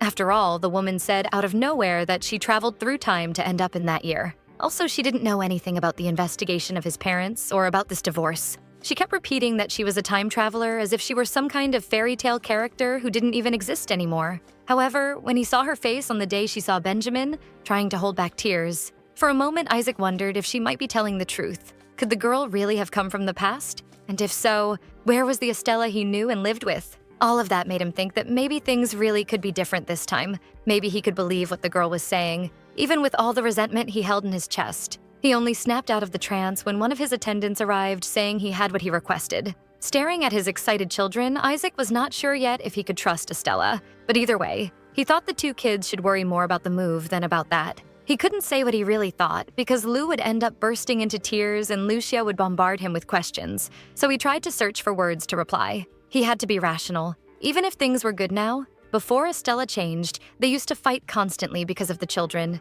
Ever since they were very small, Estella hated the idea of letting them go outside to the garden. And as a result, the poor kids never even left the estate. One day, one of their maids took the children outside for a walk and ended up facing a severe punishment from Estella and disappeared afterwards, even after apologizing. After that incident, all the other maids began to be afraid of the protagonist. Since he had nothing good to say, he decided to dodge the children and asked them to wait because he was going to call the nanny so they could continue playing. When he finally went to his quarters, he found his informant, who was talking to him about a man who had been very important to the drug trafficking that had started 7 years ago, because in general, he dealt with illegal drugs and sold them to other smaller criminals. That part about the criminals was new to the prince, but the informant explained that, unlike other drugs, these were undetectable and had neither taste nor smell when used, so they were hard to detect, even with the most refined mechanisms. And 7 years ago, he tried to flee the country and was caught right away, but it seemed like the man was now resuming his business. However, he was quickly captured by Isaac's soldiers. The man tied to the chair screamed, saying that he didn't know anything and had no relation to this drug scheme. But Isaac only stared at him with indifference. His informant was the one playing rough, telling him to stop lying and asking if he really believed they were supposed to think that kid was just an innocent person who didn't even know he was transporting drugs. The problem was that the young man swore on his life that he didn't know. He didn't know anything, and would honestly rather be killed right away because he was innocent. The servant was already ready to punch him in the face, threatening the man and asking how long he planned to stall them, and the accused closed his eyes so he wouldn't have to see that scene. That was when Isaac asked about his family, making him even more tense. He wanted to know if his family had been taken too, while holding the servant's arm so he wouldn't do anything before they got answers. The prince approached the boy and asked who had told him to keep his mouth shut, and made it clear that if that person had captured his family, he could tell the truth, because Isaac would do everything in his power to help. But that depended on his cooperation, of course. The prince insisted on his offer, reminding him that he would do anything to help his family in exchange for cooperation. He knew it was a shot in the dark, because he would look like an idiot if they hadn't kidnapped the boy's family to blackmail him. But he couldn't imagine another reason that would make someone ask to be killed without hesitation. Then the man broke down, begging Isaac to save his family and confessing that he had no idea things would end that way. According to him, 7 years ago, someone approached him. After explaining everything, the prince went over it again, confirming that the person who helped him with the smuggling was the same person who bought the drugs. So that guy had to hide, but came back when he received a letter saying that if he wanted to save his family, he had to go to the Messians. And Isaac asks what those people wanted him to do, to which the young man answers that he needed to be captured by the prince. At that point, Isaac wasn't understanding anything anymore. After all, who would want to be caught on purpose? Basically, King Bertrand asked him to deliver a message to him. If he really wanted to protect the princess and their children, he had to stop what he was doing immediately. Otherwise, Bertrand would not guarantee the safety of his family, or of Isaac's. So it was better to stop digging into the past. Desperate, the boy tied up begged him to just ease some of his anger and then kill him right away, because he couldn't take it anymore. Isaac thought for a moment, then confirmed with the most frightening eyes the boy had ever seen that it was Bertrand who had ordered him to deliver that message. That man really was the devil incarnate. The boy, who was just another pawn in all of this, apologized for what happened to Isaac's father, but suggested that Isaac should just accept that the culprit was him and kill him to stop the investigation. The boy was sweating cold, arguing that just like the prince had a family to protect, he did too. So if Isaac continued the investigation, he would be putting both families in danger, and his children had not committed any crime to deserve that. Seeing that pathetic scene, the prince realized there really was nothing more effective for a confession than guilt. His servant intervenes, asking the Lord if he should inform the other members, but he refuses. After all, they probably didn't even know they were an organization. It was better to keep that secret since Isaac was the only target of Bertrand. But the young man becomes worried. After all, his children and the princess were in danger because of this. But that wasn't a concern for Isaac, who makes it clear he would not let his family be hurt again. So no matter how much Jillian tried to argue, it was useless. When the man was about to leave the room, the poor servant still had to ask him to wait, running after the Lord. They walked down the castle corridors, tense. Until the prince orders the meeting, they had to be postponed and the guards around the village to be reinforced. Jillian takes the opportunity to ask what he should do with the troublemaker. And without any hesitation, Isaac orders him to get rid of him, because he was already sure the man's fate was sealed. In that place, there were two shadows that helped the king. One of them was the Margrave, who was at the border, and the other were the guards who protected him and carried out his darkest orders. They surrounded the king, hidden and unnoticed. When Benjamin was king, he never made much use of them. But Bertrand was definitely going down a different path, so even if Isaac set that smuggler free, he would die anyway. Dismissing Jillian, the prince only requests that the boy inform him when he was ready to dispose of the body. This whole story began 3 years ago, when he started investigating without Estella knowing, and he became convinced that Bertrand was the corrupt one. But of course, he couldn't say that to his wife. Before, and even now, the man was like a father to her, an inexhaustible source of support. So even if he didn't love her anymore, he at least wanted to show her some consideration. Now, Isaac's focus was to straighten everything out, take the kids, and get out of there as soon as possible. But Estella kept trying to build a bond with that place for herself, and he didn't know why. Seeing the scene of her interacting with their children inside the greenhouse made him doubt his plans for a moment. Until then, the only people he needed to protect were Lou and Lucia, so he couldn't understand why the girl kept trying to involve herself with that family. With nightfall, the girl was already preparing to lie down. Estella was happy they had been able to continue sleeping in the same room every night. But at that moment, Isaac's pose was at the very least strange. As if he were posing for an underwear magazine or something like that, and the way he was staring at her made the princess blush. She was sure that man was going to drive her insane. Nervous with the situation, she asks why he was looking at her that way,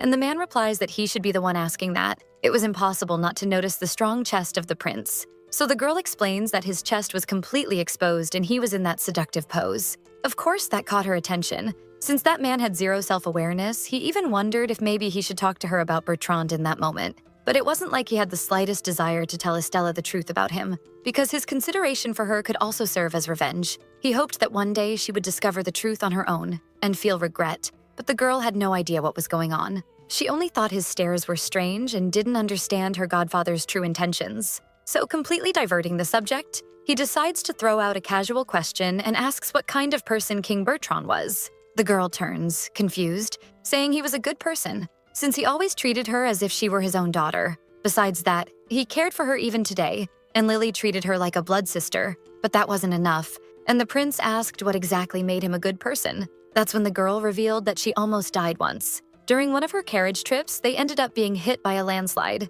The situation was so critical that anyone who tried to help would likely not come out alive. Then the carriage began sliding even more at the edge of the cliff, and the drivers couldn't reach the princess in any way. Even so, her godfather cleared the way, removing all the dirt that was covering the carriage. After that, he dug through all the debris that was inside and managed to pull Estella out. The man was covered in blood, but the second he saw her, he hugged her and began calming her down. And as if nothing else mattered, he repeated that everything was fine, and that she was going to be okay. To Estella, that wasn't the kind of thing someone could fake. After he saved her, the rest of the landslide fell and ended up injuring Bertrand's leg. Because of that, the current king was left limping on one leg, all to save the princess. If that hadn't happened, the girl wouldn't be alive to tell that story, or she would have been the one harmed. But even while recovering from his wounds, all Bertrand did was worry about her. That triggered a warning inside Isaac. So her love for him wasn't only because he was like a second father. The man had literally saved her life. That's when Isaac realized he had worded his question in the wrong way.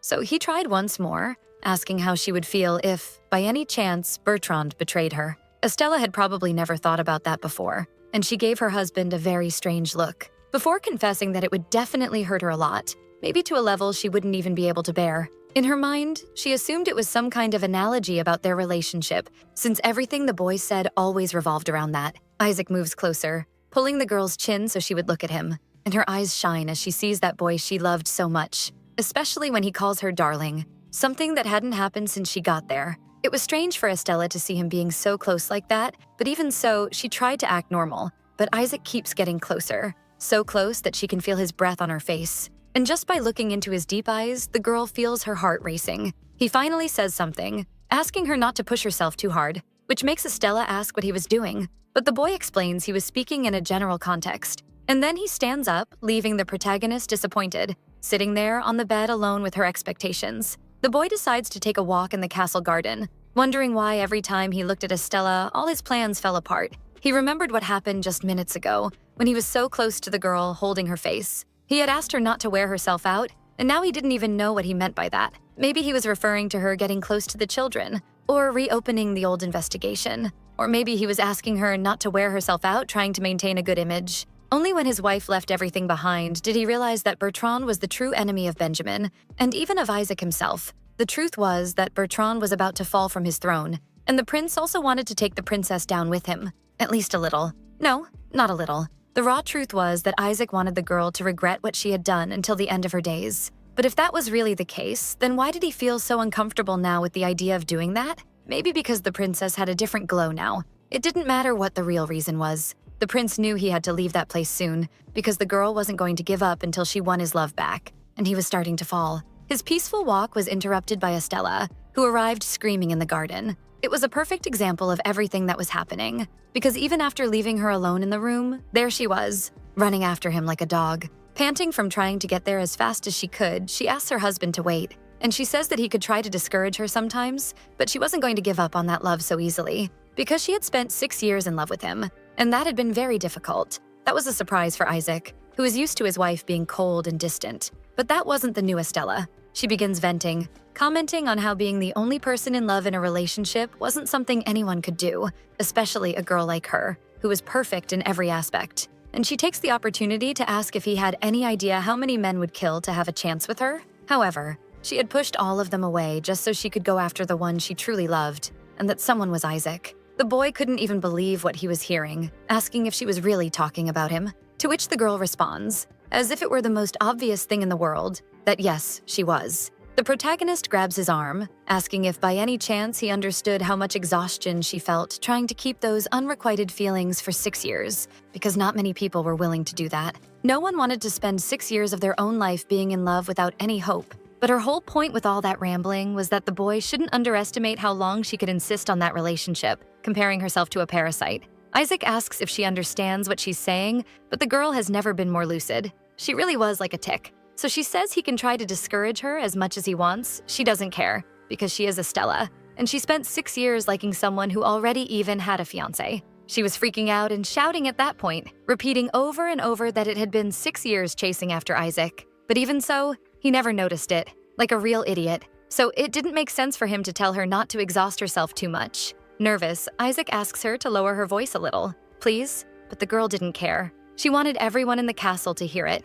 Every maid and servant inside the house could hear her words, making it clear that from that moment on, she would do everything possible and impossible for the two of them to stay together. And if he didn't like it, he could keep pushing her away, because regardless of what he did, she would keep trying. She was willing to set her ego aside for that. It wasn't as if she didn't understand how many mistakes she had made. She knew her husband hated her, but it wasn't fair, because honestly, she hated herself too. Pulling her hair out of sheer frustration, the girl screams, asking why things had ended in such a horrible way. Her reactions made the prince even more nervous. He didn't know how to contain his anger, much less what to say since it was all such a surprise. But it wasn't like he had much space to say anything anyway, because Estella goes back to saying that he himself promised to give her a chance. And even before she could even try, the boy had already made it clear that he had given up because he couldn't do it and she shouldn't tire herself with that. So she asks Isaac not to say those things anymore, because she would not give up, because she was there, married to him, after 6 years of unrequited love. So being in that position now was like a miracle,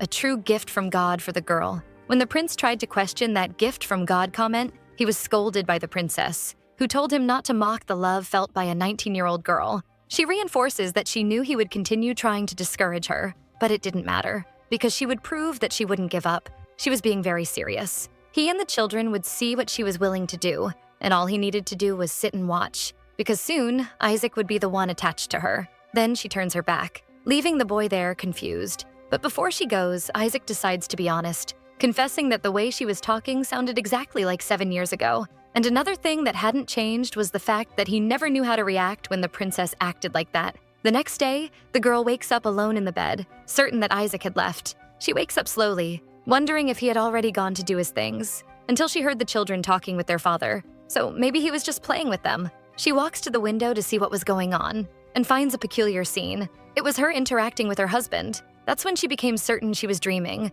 because Isaac would never smile that sweetly, but it was a very weird dream. Then a woman entered the room asking if that wasn't a good sight.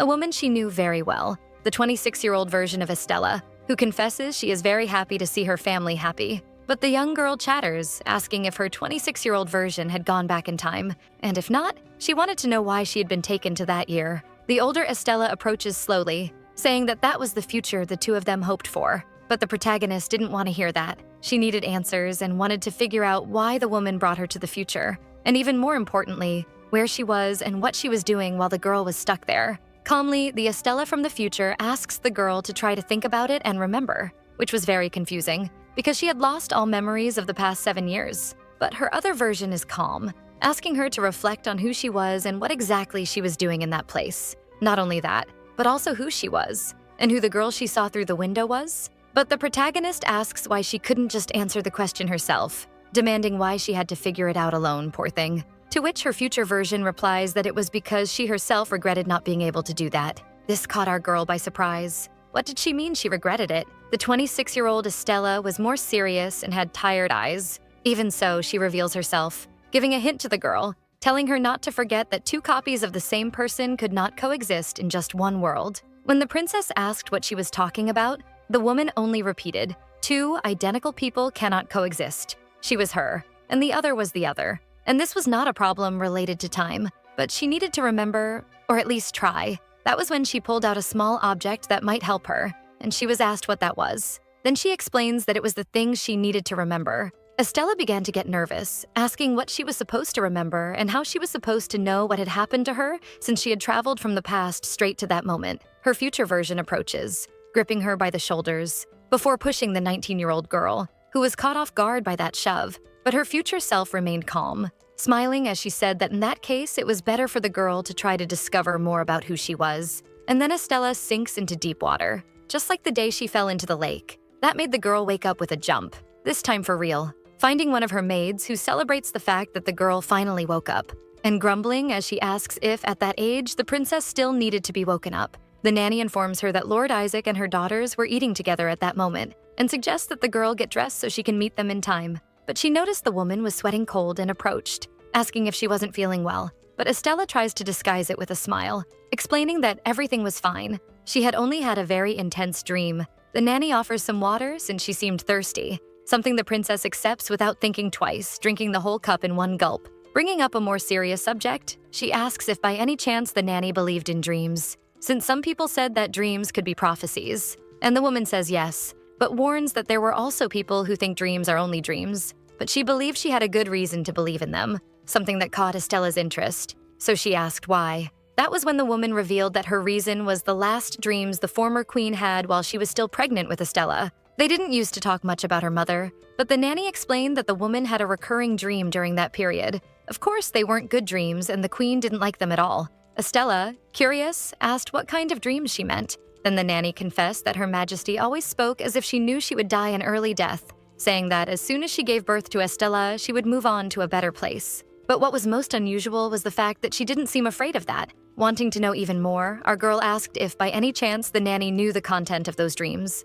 And the nanny did. The queen had said that in her dreams she met a woman who was identical to her, and that this woman was the one who told her that as soon as the princess was born, she would die, but she shouldn't be afraid or sad. She even warned the servants that if they had to choose between saving her life or the child's, they should choose the child. It was the first time Estella had contact with that information, or at least that's what she thought, because the nanny made it clear that she had already told her about it before, but quickly remembered that she probably didn't remember. What was curious was that now that she thought about it, the last time she talked with Estella about that, the girl had also asked about dreams, which was surprising. but the nanny didn't seem entertained by the subject anymore. So she only handed a towel to the girl and asked her to wipe her face and go downstairs for breakfast. And so she did, but she wasn't happy at all. After all, she had barely woken up and had already had a terrible dream and discovered terrible things about her mother. What distracted her was her children celebrating the girl entering the dining hall, while Isaac scolded Lucia for swinging her utensils in a way that could hurt someone.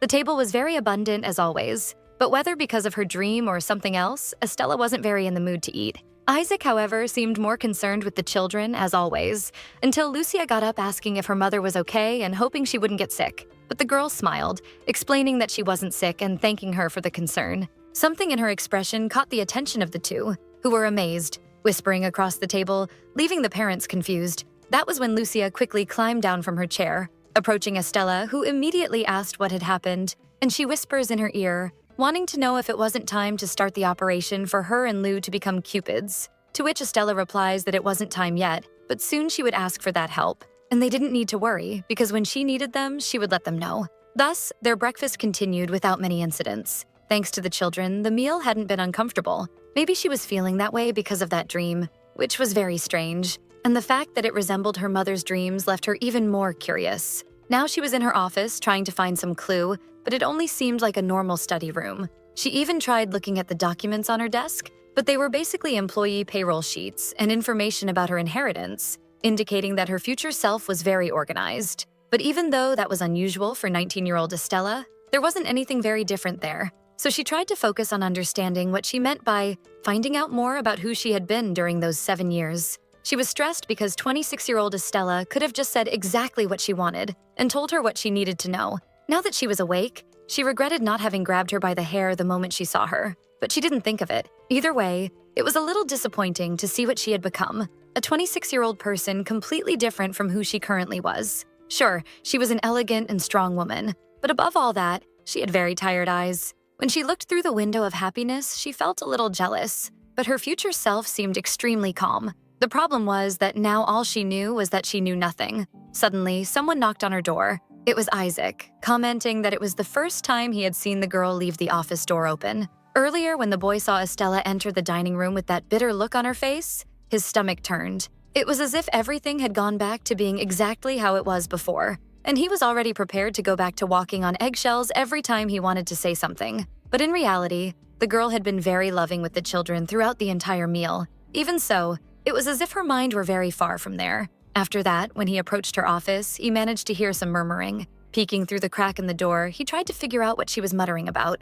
although he couldn't hear clearly. The girl seemed so lost in her own thoughts that he thought she would immediately develop wrinkles. It didn't take long before the children found him, jumping and opening the door all at once, and calling for their mother. Isaac began to sweat cold at that, fearing his wife's reaction, asking them to be quiet because Mommy didn't seem very happy at that moment. His comment made Lou ask if the woman wasn't actually sick, but he reminded them that she herself had said during breakfast that she was feeling fine. But the boy imitated Estella's serious expression to ask why she looked so upset then, and the prince explained that she was just thinking. Still, the boy insisted on knowing why their mother made that face. So Isaac explained that his mother always made that same expression when she was thinking deeply about something, no matter what it was. Trying to distract the kids, the prince suggested that they play a game. The two would have to stay very quiet until their mother noticed their presence, and from then on, anyone who spoke too loudly would lose. Confirming with both of them whether that sounded like a fun game.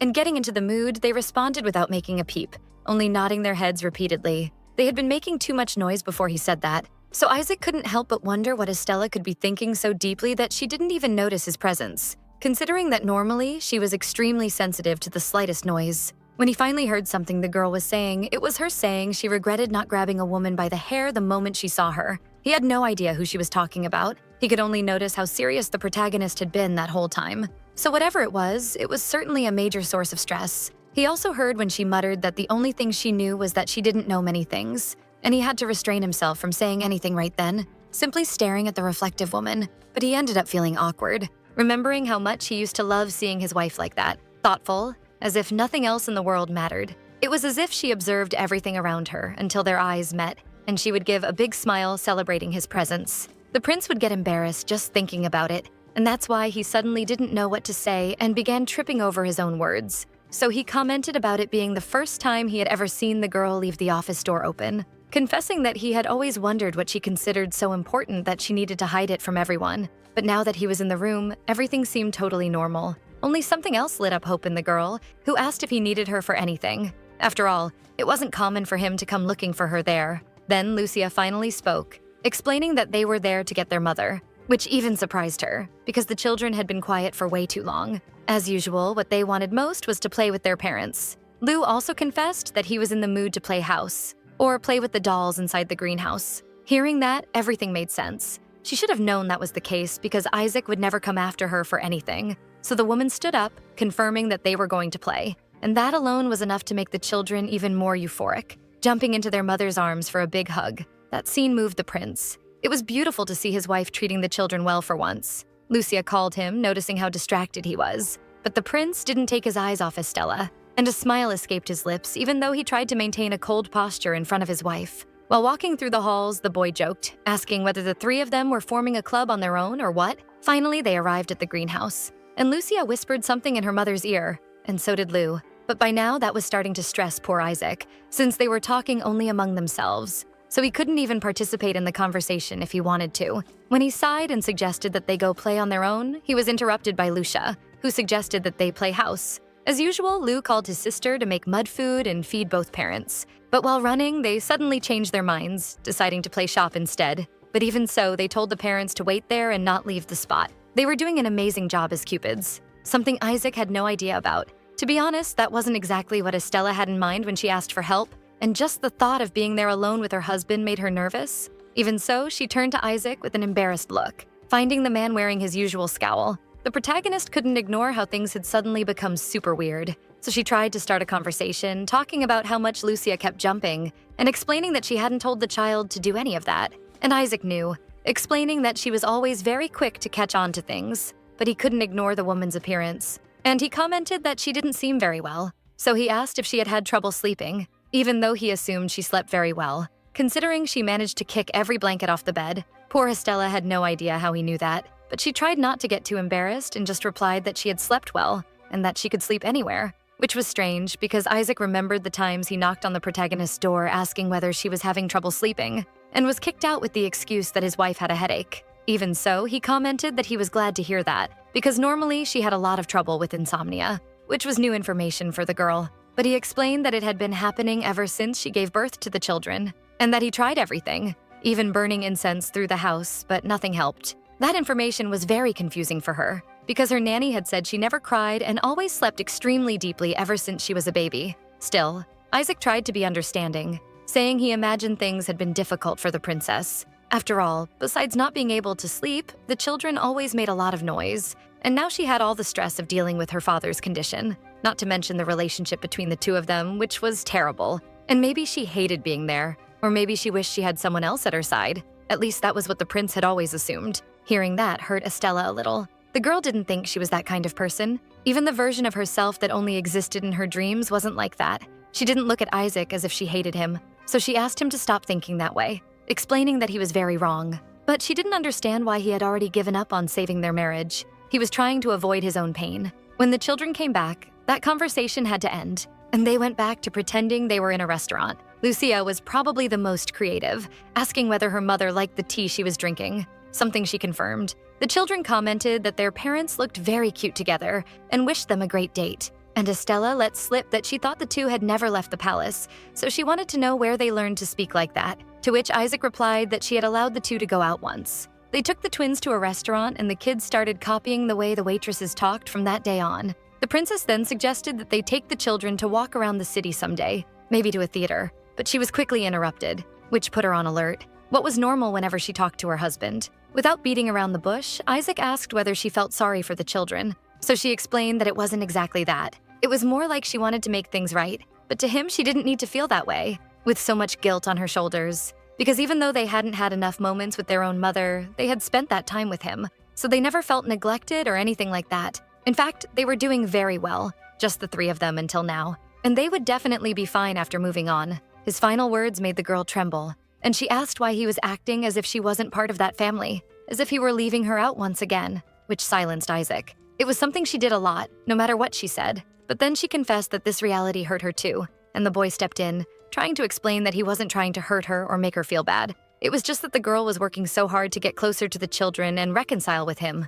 And that was exactly what worried the prince. Because what would happen if the original Estella simply came back, and the Estella of now had to return to her own reality? The woman in front of him was honest and full of love to give. She didn't hesitate to show all of that to the children. But the Estella the prince remembered was very different. She was harsh, cold, and uninterested in anything. Sometimes when she looked at him and the children, it was as if she didn't even recognize them. So he was afraid that someday that happy dream would end and everything would go back to how it was before. Because he knew that the ones who would suffer the most would be the children. And he made it clear that he didn't want his kids to get hurt if one day their mother went back to being the cold woman she used to be, so he could take care of them very well on his own. Hearing all of that was like a punch to Estella's stomach. Once again, she wondered why her future self had made so many wrong choices. Maybe she thought that a man who loved her wouldn't be hurt by that kind of behavior. But all Isaac had done all those years was hide all his pain for the sake of the children. She began to speak, or at least tried to, because a tear rolled down her face.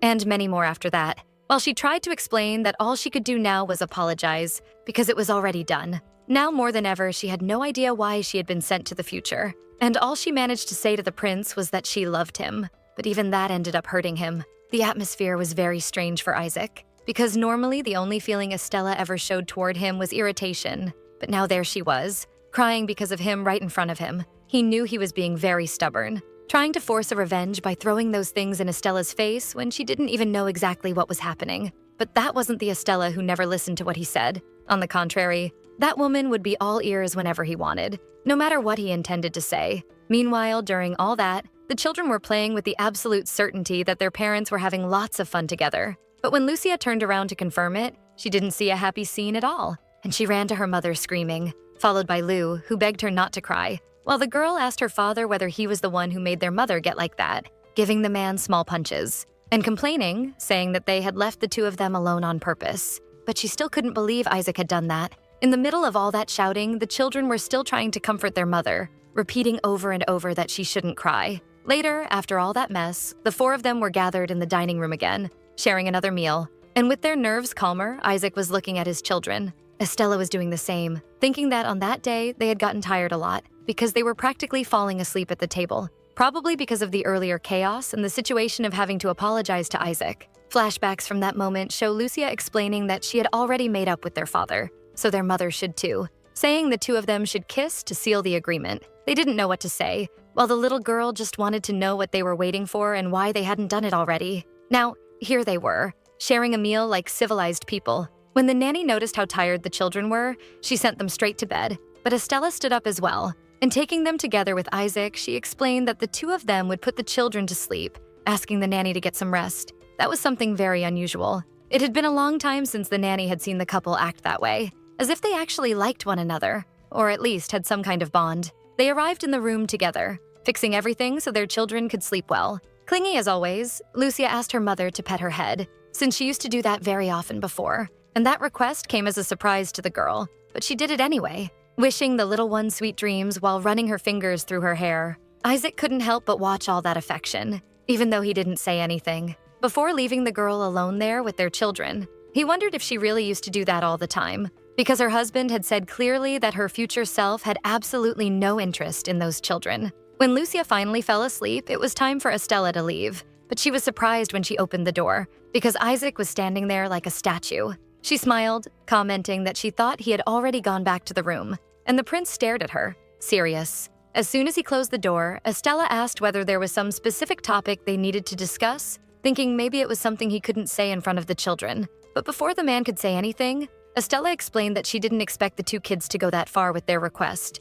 But Isaac made it clear that he wasn't there waiting to fight with her. Since that was something new, Estella asked what the reason for waiting was then, but the prince answered directly. He just told the girl to follow him. She couldn't believe that the guy who hated her until a few minutes ago was waiting just so they could walk together through the palace. Even so, he was firm in that decision. And Estella followed him, but all that silence was killing her, so she said she needed to ask something. She wanted to know the reason why he hadn't abandoned her earlier. That was a very good question, one he might not even have the right answer to yet. So the girl began blabbering as usual. She knew the question was weird, but frankly, at this point she already knew what her future self was like. Neglecting the family and probably full of affairs with other men. All she did was hurt the man. who was now staring at her with nothing to say. Even so, she was the one who had asked for the divorce. So she was curious to know why he didn't leave even after being treated like trash, suggesting that maybe it was because she was the mother of his children and he wanted them to be raised by their biological mother or something like that. But Isaac interrupted, making it clear that wasn't the reason.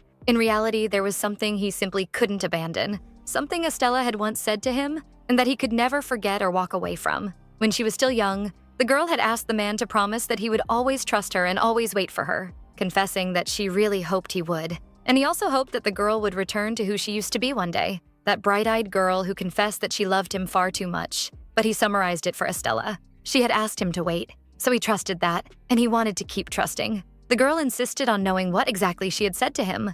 That had affected him so strongly. She couldn't imagine anything she could have said that would keep him around even in that state. Isaac felt cornered by those questions, but he decided to be honest, explaining that she had asked whether he would trust her and always wait for her, no matter what, because she loved him enough to do all of that for him. And that was a lot. Maybe she didn't think it was anything particularly special to say, but to him it meant the world, which was truly a surprise to Estella. But the prince makes it clear that now things were different. And turning his back, he says that it wasn't special anymore, being scolded by Estella. But the man tries to change the subject, saying the girl must be tired and that they should go back already. The two continue walking down the hallway, silent like before, and the prince sighs, regretting having told so many important things to that girl who hurt him.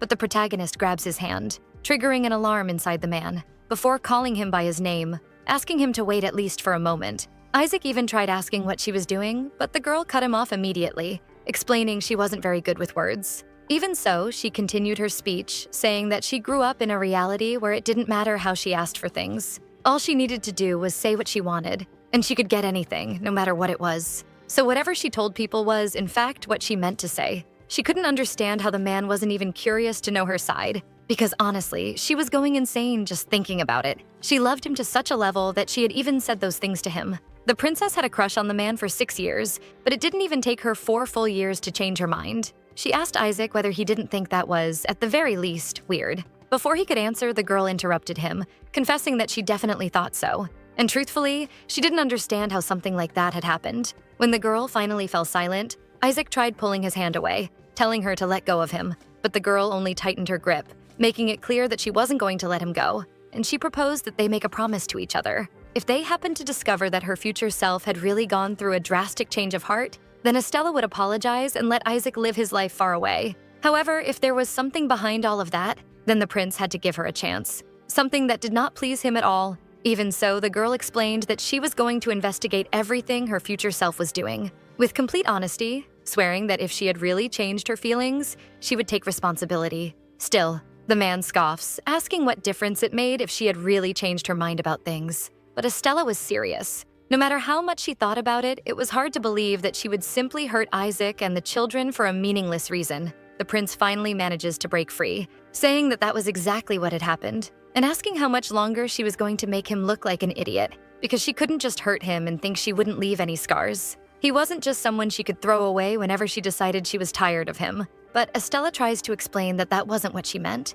not that it mattered. The prince was determined, and he insisted on asking whether she had the slightest idea of how deep the scars she left on him were. So even if it had been a sudden change of heart, or any other reason for her having done those things, he didn't care. But if that was really what the girl wanted, then fine. He would grant that request and let Estella sort things out. He could even listen to as many love confessions as the girl wanted to make. Because at the end of the day, what was happening wasn't the fault of the 19-year-old Estella. But in exchange for that deal, he needed her to stop hurting him. Sincerely, the princess explains that she just wanted all of that to be a misunderstanding. But Isaac argues that that was exactly why he told her not to try getting closer to him anymore, because it would only end up hurting her in the end. Out of patience already, our girl tells him to do whatever he wanted and turns her back, making it clear that she was a very stubborn person, so of course she would do whatever she wanted, slamming the doors and abandoning Isaac there alone. Stressed, he even tries calling out to the girl, but he didn't have much strength left to keep arguing, leaning against the closed door, exhausted.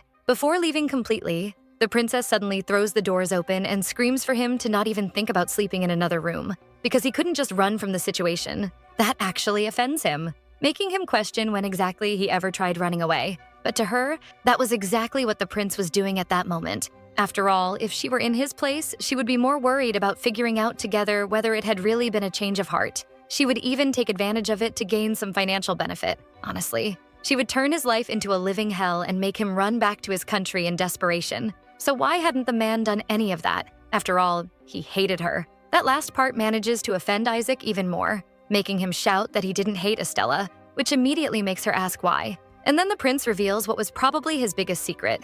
I didn't hate you because I loved you too much to do that. His words create an overwhelming silence in the room, before the man corrects himself, saying he loved her, in the past, because everything was over, and he didn't want to see the woman he loved so much fall into ruin like that. His words strike Estella directly, making her heart race. But before she can say anything, the boy already tells her not to get foolish ideas from what he said, which she didn't intend to do. Exhausted, they talk about sleeping in separate bedrooms at least that night. When she finally left the room, Estella felt awful. It was as if he was saying all of that to her current version, but she didn't even have time to think too much, because her maid immediately asked whether the prince wouldn't be accompanying her, to which the girl responds that they decided to sleep in separate rooms at least that night. And the maid can't help but comment that she thought things were getting better and ask what happened. However, honestly, Estella explains that she didn't know and had no idea how things ended up like that. So it must be a very complicated situation, considering that Her Majesty was also lost. But the maid confesses that all the workers in the mansion had been anxiously waiting for the couple to reconcile. And in an emotional moment, the girl says that she was also rooting for that, taking advantage of the fact that Miela, the maid, had known Estella since her crush on Isaac began. She decided to ask whether she also thought she had treated him very badly. And she answers that there were times when she was caught off guard, but she imagined something she didn't know about must have been going on. Sometimes she ran into Estella when the children were already asleep. She used to go into their bedroom, something that surprises the princess, since she had heard Isaac say several times that she didn't care about her children. But the maid continues explaining that she was saying those things only because the girl had lost her memory, but she thought her behavior was very strange. She went into the children's room while they were sleeping, watched them sleep, and even stroked their heads. It was a love she usually didn't show, and for some reason she was keeping that a secret. That was when Estella remembered what Lucia had said about her always doing head caresses on her, so that meant it was true. And Miela continues explaining that she found it all very bizarre, because she couldn't understand why someone who loved her children that way would try so hard to pretend otherwise. That was a question our girl still didn't have an answer for, but it was crucial information that confirmed there was something else behind the whole situation. The princess takes advantage of their conversation to ask who she was closest to around there, and the maid struggles to remember anyone specific, until a light flashes in her mind. She informs that Estella was very close to the Madame of the Salon de Rodonia. Confused, the princess confirms whether she really meant Madame de la Reine. It was curious to think that that woman who knew everything about everyone was so close to Estella, but Miela confirms it, saying that it was precisely the princess who gave the Salon de Rodonia to her. It was hard to believe. So our girl asks whether she really had given away the salon, and again the maid confirms, explaining that she saw the salon at an auction and then gave it to the madame. In fact, at that time, it was all the citizens could talk about, since the fact that the biggest salon in the Messians had been given to a foreigner was at least unusual. That made the girl think that if Madame de la Reine were a man, they probably would have spread rumors about her being her lover. But that didn't make sense, because she, of all people, didn't even seem like her closest friend, but she had given her that huge establishment. However, if she thought about it, the madame knew about her men and the gifts. She remembered when she first visited the salon and was received by the woman who explained that her men had brought the jewels she requested. Maybe she was acting as the intermediary of her relationships or something like that, a messenger for all of her flings. She even seemed perplexed when she heard Estella say she didn't need to meet with those guys anymore. She was going crazy to the point of slapping her own head, scaring poor Miela, who tried to hold Estella back so she wouldn't hurt herself. And she asked if everything was all right. At that moment, the princess scolded herself because she should have paid more attention, especially since there was a popular saying that everything you look for is right under your nose. So she decided to ask the maid to send a message inviting Madame de la Reine to the palace the next day. That caught Miela completely off guard, but the princess was decided. She was sure de la Reine knew something about whatever it was. Wanting to discover even more, Estella asks if by any chance there was anything she had revealed to the maid and asked her to keep secret. But the only thing that came to mind was that Her Majesty had asked not to let anyone enter her office. And even when it was cleaned, it was Estella who took care of it herself, without any servant helping. Considering that, the girl asks that those things remain hidden. On the other side of the castle, in his own room, was Isaac, sighing, tired of everything. That was when he noticed the pile of letters on the floor, catching his full attention, and he soon approached to pick them up. He ended up reading an old letter from Estella where the princess said she was starting to get used to writing to him and hoped the two could meet soon. He knew he didn't love her, or at least, shouldn't love her. That night, Estella slept alone, and she ended up having the same dream with her future version. This time, she went straight to asking if by any chance she wasn't going to tell her what she was supposed to find out.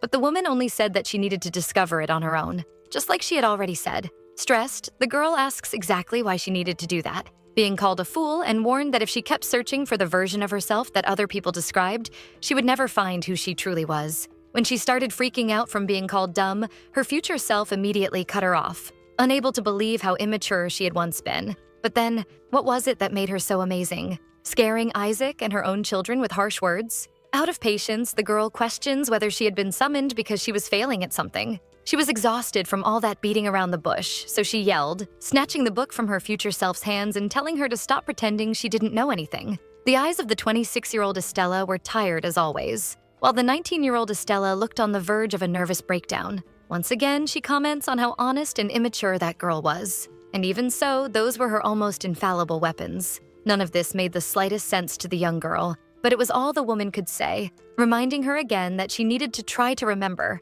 because it was the only way to save everyone. Then the younger Estella asks why she couldn't just tell her, and why all of that was happening. However, like all dreams, this one didn't last long, and she soon woke up alone in her room. The nanny entered worried, which happened a lot after the protagonist's accident, saying she would call the doctor, but her mistress asks her not to do that and explains that everything was fine. Even so, the nanny keeps worrying, asking if the princess was really okay, to which she replies babbling that she couldn't remember anything, something that didn't make much sense to the older woman. So she decided to be honest and revealed that someone in her dream said something to her, but she couldn't remember through all the tears. Since it didn't seem to be a real situation, the nanny ended up letting it go, saying it was better if she got ready and left the room soon. Once that distress passed, the girl met Isaac in the greenhouse for tea as usual. This time they were quieter than ever, and even Estella didn't seem to make much effort to talk. However, the prince didn't fail to notice that she was wearing the clothes she used when receiving guests, so she explains that she requested a meeting with the madam from the Salon de Rodonia. Isaac probably didn't like that woman, considering the look he made at his wife upon hearing that. But Estella was very excited, smiling from ear to ear, commenting that she heard she was very close to her, so she probably knew something about what the girl used to do. The tone of false surprise from Isaac sounded ironic, and the girl even considered saying something. But for better or for worse, Miela interrupted the two, asking for permission to inform that Madame de la Reine had arrived at the palace. She had been saved by the bell, so she took the excuse to leave, and said they could continue the tea later. Lucia, however, grabbed her mother, asking if she was going to meet someone, receiving a caress on the face, which was something common from the new Estella. Then our girl followed the maid out of there, leaving Lucia curious about the fact that her mother didn't say anything, but Isaac explains that she was going to meet a friend. For the two children, the only thing that mattered was that she came back soon so they could play as a family. Meanwhile, Isaac stared at his own reflection in the tea, thinking about everything that was happening in his life. In the visiting room, however, the atmosphere was very different, even though the menu was the same. The princess asked the maids to excuse them, leaving only the two of them there, and she decided to go straight to the point, asking Madame de la Reine who she was exactly. The question clearly caught the Madame by surprise, but Estella went deeper, explaining that since she owned the Salon of Rodonia, she imagined the woman had already heard the rumors that the princess had lost her memory. After all, it wasn't as if the nobles didn't talk about it all the time. At one of their gatherings, they said they heard she was completely different. Others heard she suffered a serious accident and was bedridden recovering. But there were also people who believed that her fall in nobility, thanks to her marriage to Isaac, was what truly affected her. That meeting between the two was now just a confirmation of the rumors, although Madame thought that the princess was simply following other plans, which apparently wasn't the case, but maybe that was more comforting. So Estella reaffirms that she really did lose her memory, and Madame de la Reine sips her tea trying to understand the whole situation. Since for some reason she didn't seem surprised, the princess can't help pointing that out. But the woman doesn't dive into that topic. She only asks how she could help, to which Estella responds that she thought the madam might know her very well, and wanted to know more about what exactly their relationship was, commenting that she even heard she bought the Salon of Rodonia and handed it over to the madame on a silver platter, something the madame confirms. But the princess questions what the motivation behind that would be. The problem is that the woman couldn't say, shattering the princess's expectations, who immediately asks why not. Then Estella explains that it was because of her own orders. Every word she said only made the princess even more confused. But according to her supposed friend, she had made the madame swear to never reveal anything to her under any circumstance, because the princess needed to learn on her own, whatever that meant. That was insane. It was the exact same thing her future self said in the dream, as if she knew that this meeting would happen. Gathering her things, the Madame apologizes for that being all she could say and for not being able to help much. For Madame de la Reine, who knew far more than she could reveal, the dirt she had been keeping to carry out some secret plan wouldn't be used now,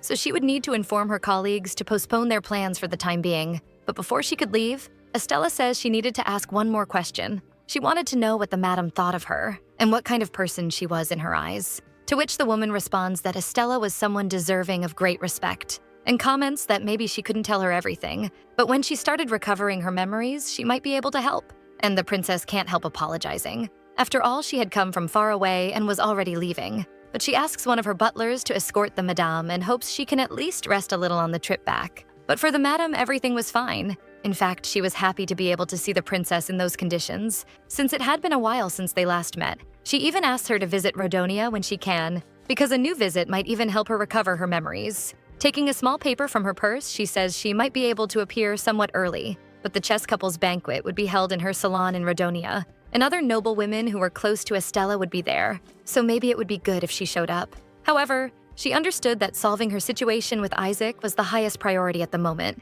Even so, she hoped her friend could come, leaving her alone. That stressed our girl to the max, since it was clear that the Madame knew something important about her future self, but it really didn't seem like she was going to tell anything. Those words echoed in her head nonstop.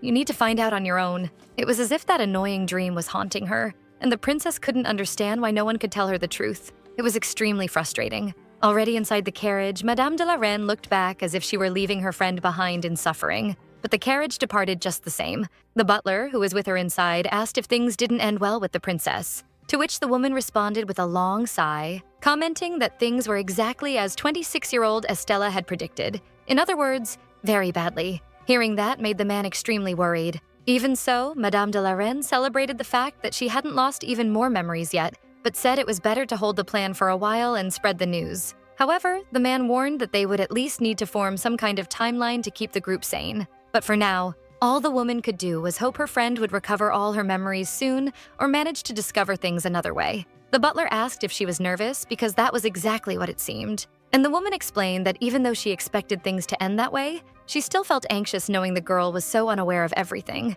Thinking about that, the man asked why she couldn't simply tell the princess what she wanted to know, but that was absurd. And the Madame even threatened to cut the man's tongue out if he dared say anything to the princess, even the smallest detail. In fact, just the thought of him being one of her subordinates already made her nervous. But the man asked her to stop with those threats because she didn't need them. After all, he also knew things, and revealing them would be a massive violation of the rules. Her friend, when she made the choices she made, was holding on to the last thread of hope she had. That made Madame de la Reine even more worried, because if Estella failed once again, maybe there would be no return. And they both knew that very well. The expression on the man's face was dark, as if he were afraid of the future itself. Changing the subject a little, Madame de la Reine asked whether at least the princess seemed to be managing to fix things with her husband. But the butler denied it, explaining that the two of them were extremely stubborn, which was very frustrating. He was sure things would be a little better if at least the two of them knew that Bertrand was a common enemy. But the woman reminded him that Estella herself asked the two of them not to interfere in that, and since they knew it was for her own good, they had to follow the rules to the letter. The man shouted, completely stressed in the middle of all that confusion, saying those rules were stupid, and even questioned whether God played according to the rules, receiving several hits from the woman, who used the folding fan she was holding to reprimand him. For Madame de la Reine, just the mention of a god was already enough to make her laugh. Then she made it clear that the butler must not let himself be influenced by some idiotic humans, and he must not forget that their loyalty belonged only to Princess Estella, and to no one else. Guys, what was that? Every time I think the drama is calming down, the story just throws another emotional grenade at us. First of all, Isaac is a walking red flag with boyfriend potential. He keeps acting like he's so done with Estella, but let's be serious. That man is one compliment and half a hug away from having a full emotional breakdown. And the way he hit her with "I loved you too much to hate you"? Hello? Who drops a line like that and then expects the other person not to catch feelings again? And Estella? Girl lost her memory. Her entire life is upside down and she's still out here screaming in the garden that she chased this man for 6 years and she'll do it again. So let me know what you guys think. Is Isaac actually done with her? Or is he folding in slow motion? Because I can't stand the "stay away from me." and then stares at her like he wants to kiss her into another dimension 5 seconds later. Are we about to suffer 12 more episodes before the kiss? I am loving this story. What you think is going to happen in the next episodes? Do you want me to bring part 2? Tell me at the comments. The story is called Falling into the Deep End, and I covered up to episode 22. Don't forget to like the video and subscribe to the channel so you don't miss the part 2 and other stories. Kisses, and see you next time.